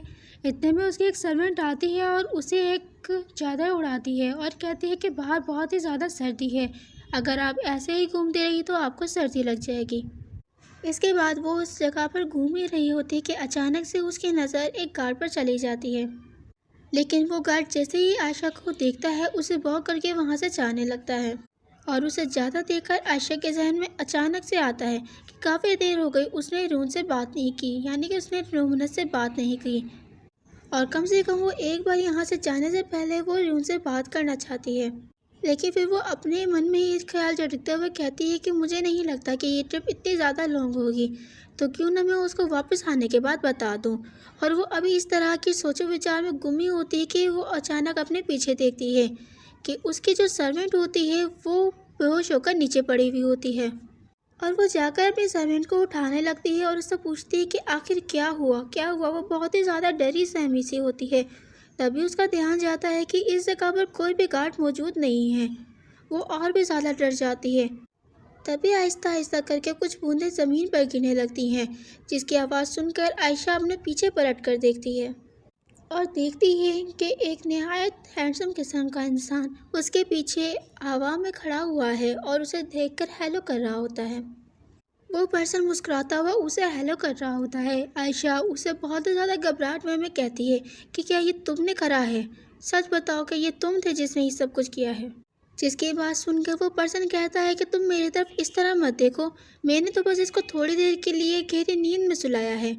जिसकी बात सुनकर आयशा अपने पीछे उस सर्वेंट को देखती है और उसे यकीन आ जाता है कि हाँ, वाकई में वो काफ़ी गहरी नींद में सो रही है। इस तरह का एटमॉस्फेयर देखकर आयशा उस पर्सन से पूछती है कि आखिर तुम्हारा पर्पस क्या था यहाँ पर आने का और तुमने ऐसा क्यों किया है। जिस पर वो पर्सन कहता है कि आखिर तुम इतना ज़्यादा कंसर्न क्यों हो रही हो, तुम बेफिक्र हो जाओ, यहाँ पर मुझे कोई भी नोटिस नहीं करने वाला है। असल में मैं यहाँ पर तुम्हें देखने आया हूँ आयशा। जैसे ही वो आयशा का नाम लेता है, आयशा बहुत ही ज़्यादा हैरानगी में उसकी तरफ देख रही होती है और कहती है कि ये मेरा नाम जानता है। और फिर वो उसकी तरफ और ज़्यादा ध्यान से देखने लगती है और कहती है कि ये ओरा बिल्कुल सेम लुमिनस जैसा है और इसका प्रेशर भी बिल्कुल ही वैसा है, बल्कि इसका प्रेशर उससे भी काफ़ी ज़्यादा है। इतने में अचानक उसके सामने निशा आ जाती है। अगर आपको निशा याद ना हो तो मैं आपको याद करा दूँ, ये हमारे प्रीवियस एपिसोड में एशली ने जो स्पिरिट समन की थी, ये वो वाली स्पिरिट है। वो आयशा को हेलो करती है, जिसे देखकर आयशा बहुत ही ज़्यादा चौंक जाती है और उसे देखकर बोलती है, क्या तुम यहाँ क्या कर रही हो निशा? और उसके करीब जाते हुए उसे कहती है कि बहुत ज़्यादा टाइम हो गया है हमें एक दूसरे से मिले हुए। मैंने सुना था कि ये यहाँ पर आ रहे हैं, तो मैंने इनसे बहुत ही ज़्यादा मिन्नत करी कि ये मुझे यहाँ पर लेके आ सकें।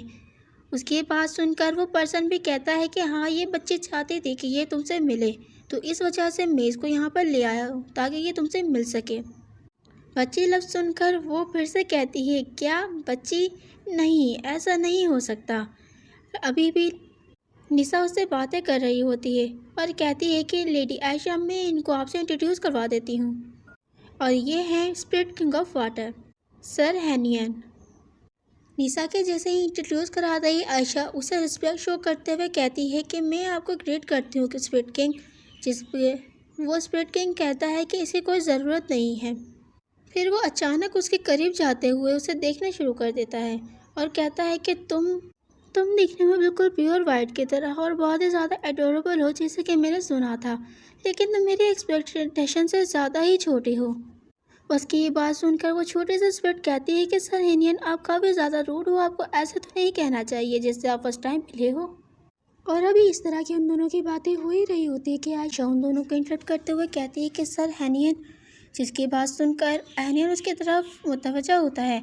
आयशा कहती है, आपने कुछ देर पहले ये कहा था कि आप मुझे देखने आए हैं, तो क्या मैं जान सकती हूँ कि आप मुझे यहाँ क्यों देखने आए थे? और मुझे लगता है कि शायद आप मुझे जानते हैं।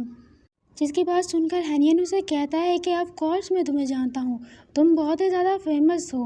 हालांकि ऐसे कोई भी पर्सन नहीं होगा स्प्रिट वर्ल्ड में जो कि तुम्हें ना जानता हो। जिसे देखकर आयशा बहुत ही ज़्यादा शर्मा जाती है और अपना मुंह छुपाने लगती है, और वो लोगों की बात याद करते हुए कहती है, उसने भी यही कहा था कि आप बहुत ही ज़्यादा फेमस हो। और वो अपने मन ही मन कह रही होती है कि मुझे लगता है कि शायद ह्यूमन रेस में मैं एक अकेली हूँ जो कि स्प्रिट से कांटेक्ट कर सकती हूँ। तो क्या हेनियन जानता है कि मैं एक अकेली हूँ जो कि इसे देख सकती हूँ? तो मुझे शायद इससे डायरेक्टली पूछ लेना चाहिए।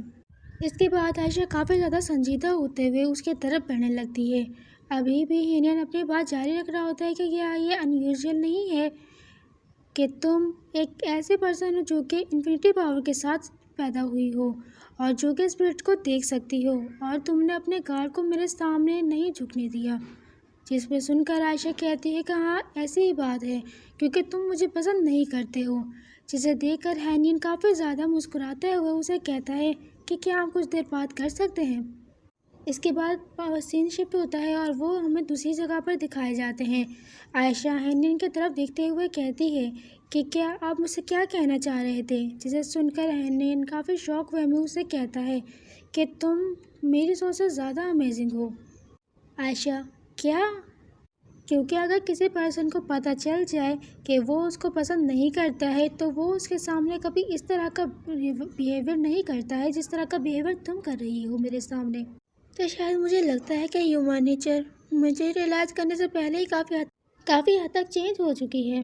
और ये कभी भी मैंने इमेजिन नहीं किया था कि जब मैं ह्यूमन वर्ल्ड में आऊँगा तो कोई पर्सन या ह्यूमन मुझसे बात करेगा या पलटकर मुझे कोई जवाब भी देगा। जिसकी ये बात सुनकर आयशा अपने मन ही मन कहती है, वाह, मुझे लगता है कि क्या मैंने इस तरह के अल्फाज कहीं सुने हैं। फिर उसे याद आता है कि हाँ, ये बिल्कुल उसी तरह याद अल्फाज बात कर रहे हैं जिस तरह के प्रीस्ट या फिर लुमिनस बात करता है। निशा उसे दोबारा से इंटरप्ट करते हुए कहती है, सर हेनियन, मैंने आपसे पहले भी कहा था कि आपको इस तरह की टून किसी के सामने इस्तेमाल नहीं कर सकते हो। ये काफ़ी ज़्यादा एम्बेरसिंग है। जिसकी बात सुनकर हेनियन कहता है कि तुम्हारा क्या मतलब है चाइल्ड। और वो इस तरह की एक दूसरे से बातें कर रहे होते हैं। आयशा अपने मन ही मन कहती है कि आखिर इस पर्सन का यहाँ पर आने का मकसद क्या है। इसके बाद वो आयशा की तरफ देखता है और अचानक से अपना पेन पॉइंट रखते हुए कहता है, तो तुम लुमिनस को समन करना चाहती हो। जिसे सुनकर आयशा थोड़ी सी चौंक जाती है और वो काफ़ी ज़्यादा घबराते हुए कहती है कि हाँ, मैंने लुमिनस से प्रॉमिस किया है कि मैं एक दिन उसको समन करूँगी और मैं ये एक दिन डेफिनेटली करके ही रहूँगी। जिसकी बात सुनकर हेनियन कहता है कि तुम इसके लिए गिव अप कर दो। मैं यहाँ पर स्पेशली तौर पर तुम्हें यही कहने के लिए आया हूँ कि तुम लुमिनस को समन करने के लिए गिव अप कर दो। उसकी बात सुनकर आयशा को बहुत ही ज़्यादा बुरा लगता है और ज़्यादा शौक भी लगता है। वो हल्का सा पीछे होते हुए कहती है कि तुम्हारा आखिर मकसद क्या है कि तुम मुझे आके ये बात कह रहे हो कि मैं गिव अप कर दूँ। आखिर इसका रीज़न क्या है। जिसकी बात सुनकर हेनियन कहता है कि इसका रीज़न बहुत ही ज़्यादा सिंपल है। वो आयशा की तरफ अपनी उंगली पॉइंट करते हुए उसके कहने लगता है, जैसे ही वो आयशा की तरफ अपनी उंगली पॉइंट करता है उसकी तरफ एक ब्लू कलर की रोशनी थोड़ी सी इनहेंस होना शुरू हो जाती है और ये कहता है इस वजह से कि तुम्हारे पास इतनी पावर नहीं है। आयशा कहती है, क्या मेरी मैजिक पावर इतनी नहीं है? हेनियन अपनी बात जारी रखते हुए कहता है कि हाँ, हर इंसान के पास अपनी एक लिमिट होती है और एक अमाउंट होता है एफिनिटी पावर यूज़ करने का, जब तक वो यूज़ करते हैं। और ये पॉसिबिलिटी होती है उनके वेसल्स के अंदर कि वो अपने वेसल्स के अंदर कितनी ज़्यादा मैजिक पावर कंटेंट्स कर सकते हैं।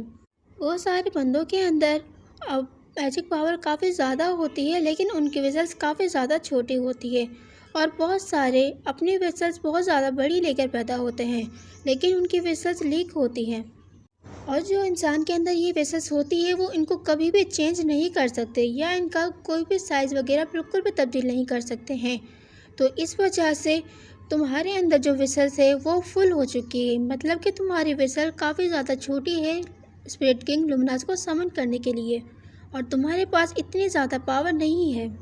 और माजी में ऐसे बहुत सारे लोगों ने इस बारे में तजुर्बा करके देख चुका है और उन्होंने अपनी सारी ज़िंदगी इस चीज़ में तबाह कर दी है।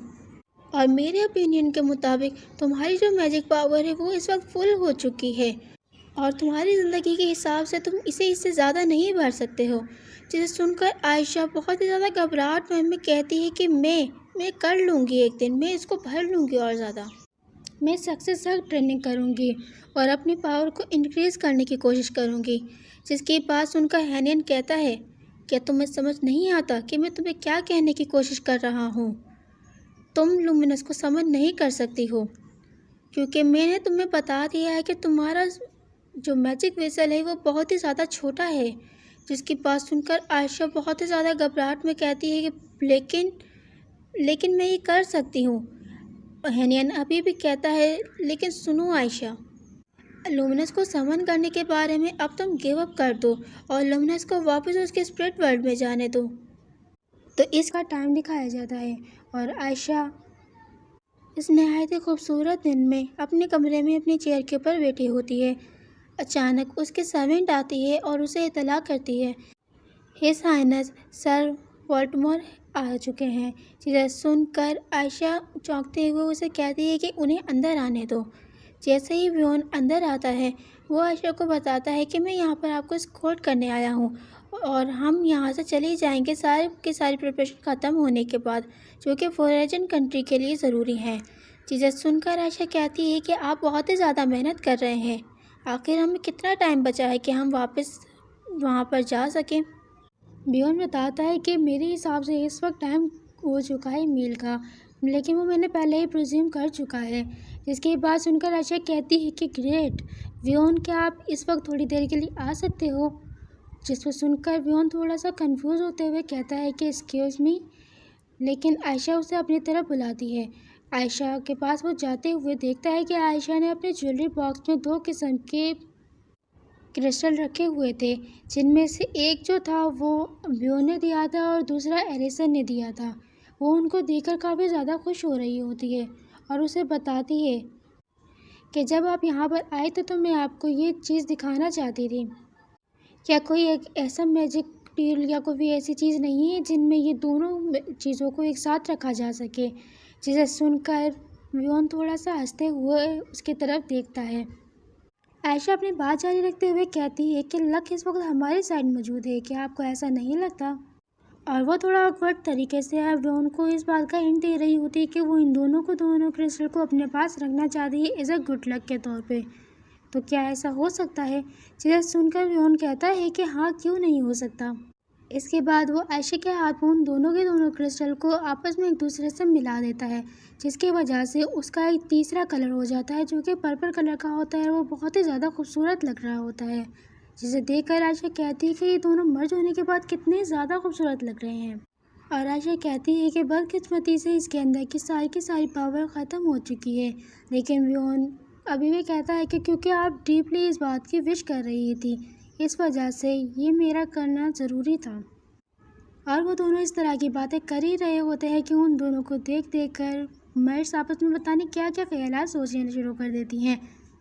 हालांकि आयशा की मेट्स क्या व्योन के सर्वेंट भी जितने भी उसके साथ नाइट्स आए थे वो भी शर्माते हुए कभी इधर कभी उधर जाना शुरू कर देते हैं। व्योन उनके ये तासुरात देखकर वो कहता है कि मैं नहीं जानता हूँ कि आखिर तुम लोग क्या सोच रहे हो, वैसे आखिर तुम सोच क्या रहे हो।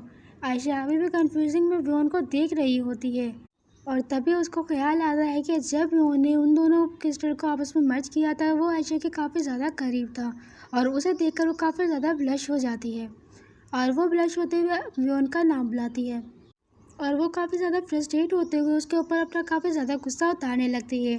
जिसकी बात सुनकर व्योन भी काफ़ी देर तक खामोशी से उसकी बात सुनता है और उसके बाद पर हामी भर देता है। इसके बाद सीन शिफ्ट होता है और हमें ले जाया जाता है बैटल फील्ड पे और इस बैटल फील्ड का एरिया होता है एडम्बर एम्पायर का, जिसमें से एक नाइट अपने सीनियर को बता रहा होता है जो भी इस वक्त बॉर्डर्स पर हो रहा है और उन्होंने किस किस तरीके से अपनी सारी की सारी फोर्स को तैनात कर रखा है। और उनमें से उनका जो लीडर होता है वो उन्हें कहता है कि मुझे शक है कि जो वहाँ से जो भी मैजिक पावर आ रही हैं वो ज़रूर एल्मायर एम्पायर से ली गई हैं। चीज़ें सुनकर उसका जो नाइट होता है वो कहता है कि मुझे लगता है कि आखिर सारे चूहे एक साथ इकट्ठे होते चले जा रहे हैं। उस नाइट की बात सुनकर दूसरा नाइट कहता है कि अगर ऐसी बात है और गेटवे पे अगर एल्मायर एम्पायर ने अपनी फ़ोर्स भेज दी और हमारी फ़ोर्स का उन्होंने रिस्पॉन्ड किया तो ये हमारे लिए काफ़ी ज़्यादा कॉम्प्लिकेट हो जाएगा इस मसले को हल करना।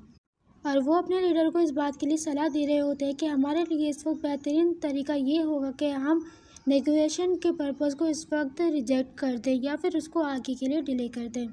और तभी हमें कमांडर दिखाया जाता है जो कि एरिसन होता है और खामोशी से बैठा हुआ उनकी सारी की सारी बातें सुन रहा होता है और उन्हें ज़्यादा परेशान होने के लिए मना कर रहा होता है और कहता है कि तुम इस तरह के ख्यालात सोच कर अपने आप को डिस्ट्रैक्ट करते जा रहे हो। जो तुम्हारा मेन पर्पस है तुम उसके ऊपर फोकस करो। जिसकी बात सुनकर सारे के सारे नाइट जो कि उस जगह पर बैठे होते हैं एक तरह की मिट्टी के लिए वो खामोश हो जाते हैं। एरिसन अपनी बात जारी रखते हुए कहता है कि हमने जो मीटिंग की थी वो हमारे प्लानिंग के मुताबिक चलेगी, जिस तरह हमने प्लान किया था उसी तरह चलेगा सब कुछ। और इस जगह पर हमें उनकी बातचीत के ज़रिए पता चलता है कि असल में जिस तरह की खबरें एल्मायर एम्पायर में पहुंची थी वो सारी की सारी सच थी। एरिसन एक बहुत ही ज़्यादा जालिम और बेइज्जत किस्म का इंसान हो चुका था जिसने बिना किसी के ऊपर रहम किए सिर्फ और सिर्फ कत्ल व गारत किया था और बिना किसी के ऊपर रहम किए उन्हें मारता चला गया था। इसके बाद सीन शिफ्ट होता है और हमें प्रिंसिपलिटी ऑफ रॉयटन की तरफ ले जाया जाता है। प्रिंसिपलिटी ऑफ रॉयटन के बॉर्डर पर एक बहुत ही बड़ी आग जला रखी होती है। जिस तरह के आम जंगों में होता है कि जो बंदे भी मर जाते हैं उन्हें या तो एक लंबा खड्डा खोद के उसमें दबा दिया जाता है या फिर एक लंबी सी आग लगाकर उसके अंदर उन सारी डेड बॉडीज़ को डाल दिया जाता है। इस जगह पर भी यही हो रहा था। जो भी लोग थे जो कि इस जंग में मरे थे उन सबको उस आग में जलाया जा रहा था और जलाते हुए वो लोग क्या देखते हैं कि उनमें से कुछ डेड बॉडीज जिंदा होती चली जा रही हैं जो कि अपने हाथ पांव हिला रही हैं, जिन्हें देखकर बाकी के लोग बहुत ही ज़्यादा डर जाते हैं और डरते हुए कहते हैं कि बॉडी अपने आप हिलना शुरू हो गई है और ज़िंदा हो रही है। इसके बाद सीन शिफ्ट होता है और हमें दिखाया जाता है कि आयशा प्रिंसिपलिटी ऑफ रॉयटन पहुंच चुकी है, जहां पर दोनों के दोनों प्रिंस और प्रिंसेस उसके स्वागत के लिए पहले से ही खड़े होते हैं।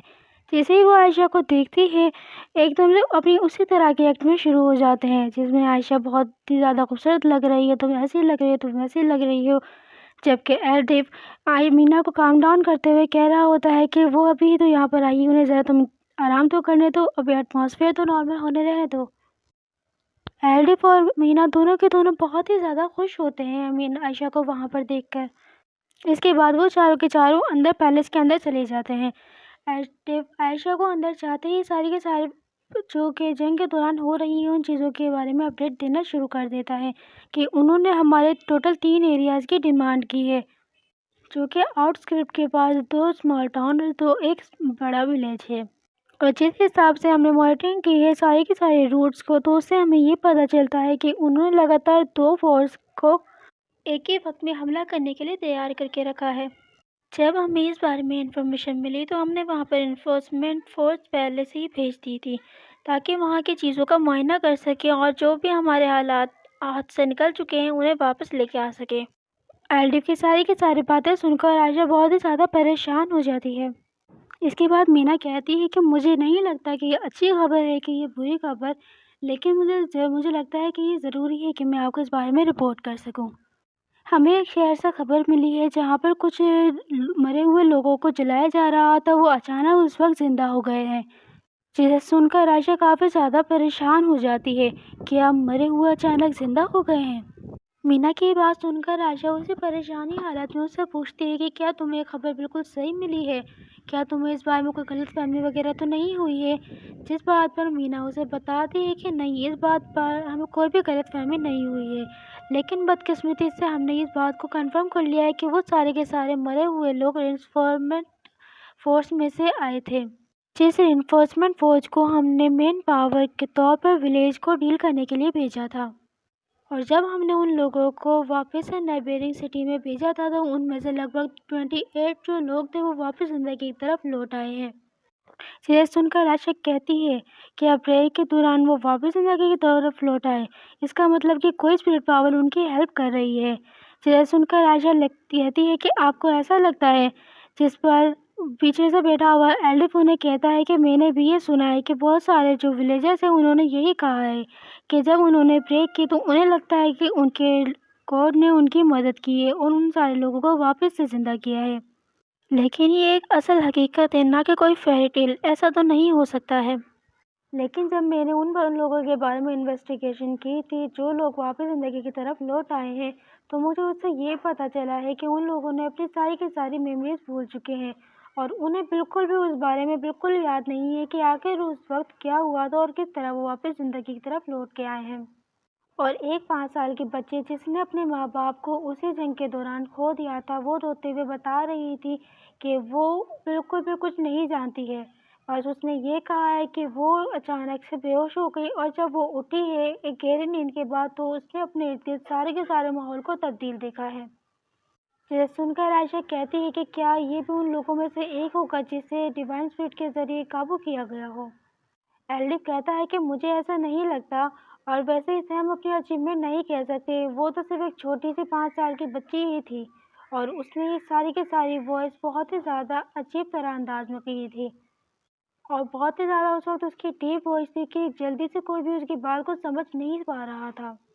जिसकी बात सुनकर आयशा कहती है कि मुझे तो लगता है कि ये वॉइस किसी डिवाइन स्पिरिट की थी, जिसे आयन मीना भी इस बात पर इत्तेफाक करती है। इसके बाद सीन शिफ्ट होता है और हमें बैटल फील्ड की तरफ ले जाया जाता है जहाँ पर काफ़ी सारे खेमे नस्ब किए गए थे ताकि जो भी फोर्स वगैरह है वो उस जगह पर आके ठहर सके। हमें एल्डिफ एक पर्सन से बात करता हुआ दिखाई दिया जाता है। इसके बाद वो आयशा के पास आता है और उसे बताता है कि जो एडिनबर्ग से जो बातचीत करने के लिए ग्रुप आने वाला था वो यहाँ पर पहुँच चुका है। जिसे सुनकर आयशा खुश होती है और कहती है कि वो इस वक्त बिल्कुल सही टाइम पर आए हैं। और फिर वो एल्डिफ से कहती है कि जब हमारी यहाँ पर सारी बातचीत ख़त्म हो जाएगी तो तुम उन्हें कह सकते हो कि वो यहाँ पर आ सकें।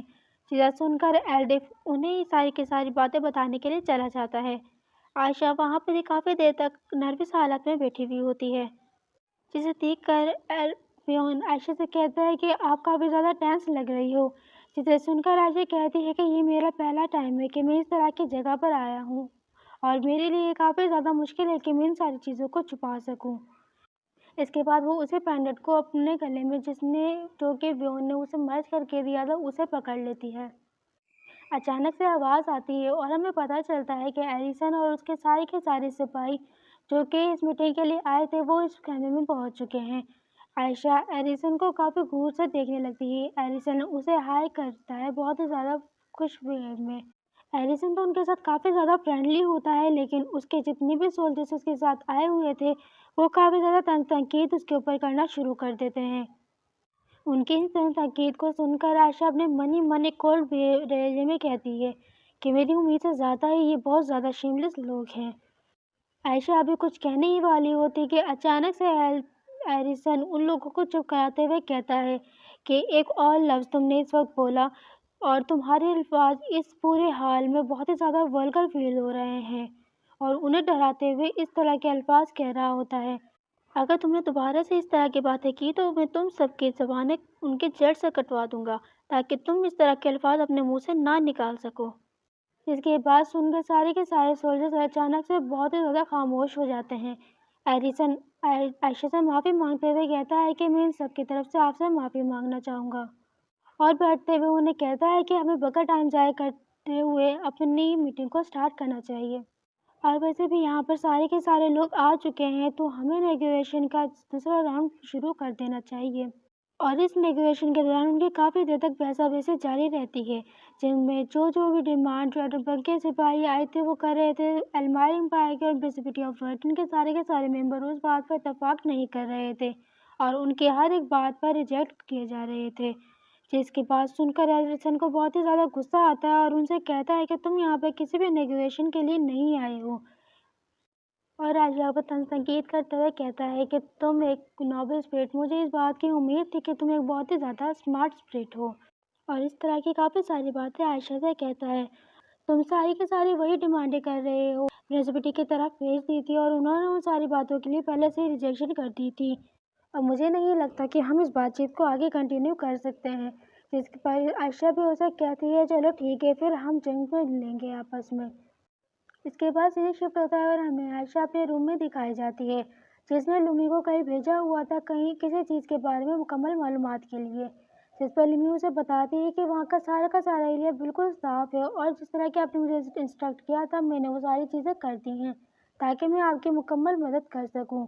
जिस पर आयशा कहती है, चलो ठीक है, और उसे उसके हार्ड वर्क के लिए उसे शाबाशी कहती है और कहती है कि इस वक्त टाइम है ब्रेक करने का, तो तुम जाके इस वक्त आराम कर सकती हो। और जैसा कि एक्सपेक्ट किया था, आयशा जिस तरह के एरिसन को कन्विंस करने वाली थी, उसका तरीका ये था। आयशा ने किसी न किसी तरह बियॉन को वापस भेज दिया था और पहले से ही लू को भेज दिया था एक लेटर लिख के, ताकि वो एरिसन के रूम में उस लेटर को रख सके। और उस लेटर में लिखा हुआ था उसके लोकेशन, ताकि एरिसन वहाँ पर आ सके। उस लेटर में उसने जो हैंड राइटिंग लिखी थी, उसने वो अपनी प्रीवियस लाइफ की हैंड राइटिंग लिखी थी, ताकि एरिसन उसको देखकर बहुत ही ज़्यादा तजस्सुस का शिकार बने और बहुत ही ज़्यादा तजस्सुस में वहाँ पर देखने आए कि आखिर किसने वो लेटर वहाँ पर लिखा है। दूसरी तरफ हमें सीन शिफ्ट होता है और हमें दिखाया जाता है एडमबर्ग एम्पायर के आर्मी को, जहाँ पर हमें एरिसन दिखाया जाता है जो काफ़ी ज़्यादा गुस्से में होता है और पीछे से उसका एक सर्वेंट उसको बता रहा होता है कि कमांडर, हमने ये सारी बातचीत में अपना बहुत ही ज़्यादा टाइम ज़ाया कर दिया है और इस बातचीत में हमने इतना टाइम ज़ाया कर दिया है कि रेंफोर्समेंट यहाँ पर फौज पहुँच चुकी है। तो हमारे लिए बेहतर ये होगा कि हम जितनी जल्दी हो सके रूटीन से यहाँ से चले जाएं। और वो नाइट अभी इस तरह की बातें कर रहा होता है, लेकिन एरिसन का उस तरफ बिल्कुल भी ध्यान नहीं होता। उसके हाथ में वो लेटर होता है जो कि आयशा ने उसके लिए भिजवाया था। इसके बाद एरिसन उसे कहता है कि अगर हम यहाँ से इतनी जल्दी में निकल जाएंगे तो ये हमारे लिए काफ़ी ज़्यादा सस्पिशियस होगा, तो तुम फिक्र करना छोड़ दो और यहाँ से चली जाओ। वो नाइट अभी भी कुछ कह रहा होता है, लेकिन एरिसन उसे इग्नोर करता हुआ यहाँ से चला जाता है। वो सर्वेंट उसको वहाँ से रोकता हुआ रह जाता है कि कमांडर वेट, मेरा इंतज़ार कीजिए, लेकिन एरिसन उसको इग्नोर करता हुआ उस कैमरे से बाहर चला जाता है और वो उस जंगल में आ जाता है। वहाँ पर उसको एक हुडी में एक लड़की दिखाई देती है। एरिसन उसको देखता है। वो लड़की एरिसन को भी देखती है और पूछती है कि क्या तुम हो एरिसन द रोस्ट हो। जिसे सुनकर एरिसन काफ़ी ज़्यादा शक की निगाहों से उसको देखने लगता है और कहता है कि बिल आखिर तुम यहाँ पर आ गई हो, तो जिस पर्सन ने मुझे नोट लिखा था वो पर्सन तुम थी। जिसे सुनकर वो लड़की कहती है, जिसने तुम्हें यहाँ पर बुलाया है वो मैं हूँ। जिसे सुनकर एरिसन अपना सर पकड़ते हुए कहता है, तो ये सब कुछ एक ट्रैप था। जिस पर्सन ने ये लेटर लिखा था वो एक एडमबर्ग एम्पायर से ताल्लुक़ रखना चाहिए, और क्या ये तुमने अपने हाथों से लिखा है ये लेटर? एरिसन ये अपने गुस्से भरी निगाहों से उसकी तरफ देखकर कह रहा होता है कि ये तुमने किया है, और उस तरह के साथ साथ वो अपना स्पिरिट भी समन कर रहा होता है, वह अपना मैजिक भी यूज़ कर रहा होता है और उसे कहता है कि तुम आखिर इतने ज़्यादा केयरलेस कैसे हो सकते हो। और वो उसकी तरफ एक ज़ोरदार अटैक करता है, जिसकी वजह से उस लड़की के चेहरे पे एक कट लग जाता है और उसकी हुडी भी निकल जाती है। और वो उसी गुस्से भरे अंदाज में कहता है कि ये हैंड राइटिंग एक फॉर्मर प्रिंसेस की है जो कि एडमबर्ग से ताल्लुक़ रखती है, जो कि मेरे बेस्ट फ्रेंड की हैंड राइटिंग है। दूसरी तरफ हमें वो लड़की दिखाई जाती है जो कि काफ़ी हद तक आयशा से मिलती जुलती थी। इसके बाद उसका उस गुस्से भरे चेहरे से थोड़ा सा तरीका हट जाता है और उसका चेहरा एक ऐसा हो जाता है जैसे कि वो अभी रो ही देगा, और उसे कहता है कि तुम बेइंतहा क्रूर इंसान हो कि तुमने एक मरे हुए इंसान की आइडेंटिटी चुरा कर उसकी तरह लिखकर मुझे यहाँ पर एक तरह के ट्रैप में कैद किया। इसके बाद वो नोट करता है कि जिसे वो ट्रैप समझ रहा था, असल में उसके इर्द गिर्द तो कोई मौजूद ही नहीं है। वो लड़की अकेली यहाँ पर आई थी और फिर वो अपने मन ही मन कहता है कि अगर ये ट्रैप होता तो वो लड़की यहाँ पर अकेली नहीं आती। दूसरी तरफ हमें वो लड़की दिखाई जाती है जो कि आयशा थी और उस एरिसन को देख कर बहुत ही ज़्यादा रोई जा रही होती है। मुझे उम्मीद है कि आपको मेरी एक्सप्लेनेशन अच्छी लगी होगी। अगर आपको मेरी एक्सप्लेनेशन अच्छी लगी हो तो प्लीज़ मेरे चैनल पे एक लाइक और एक सब्सक्राइब ज़रूर कर दीजिएगा। Thank you, bye bye.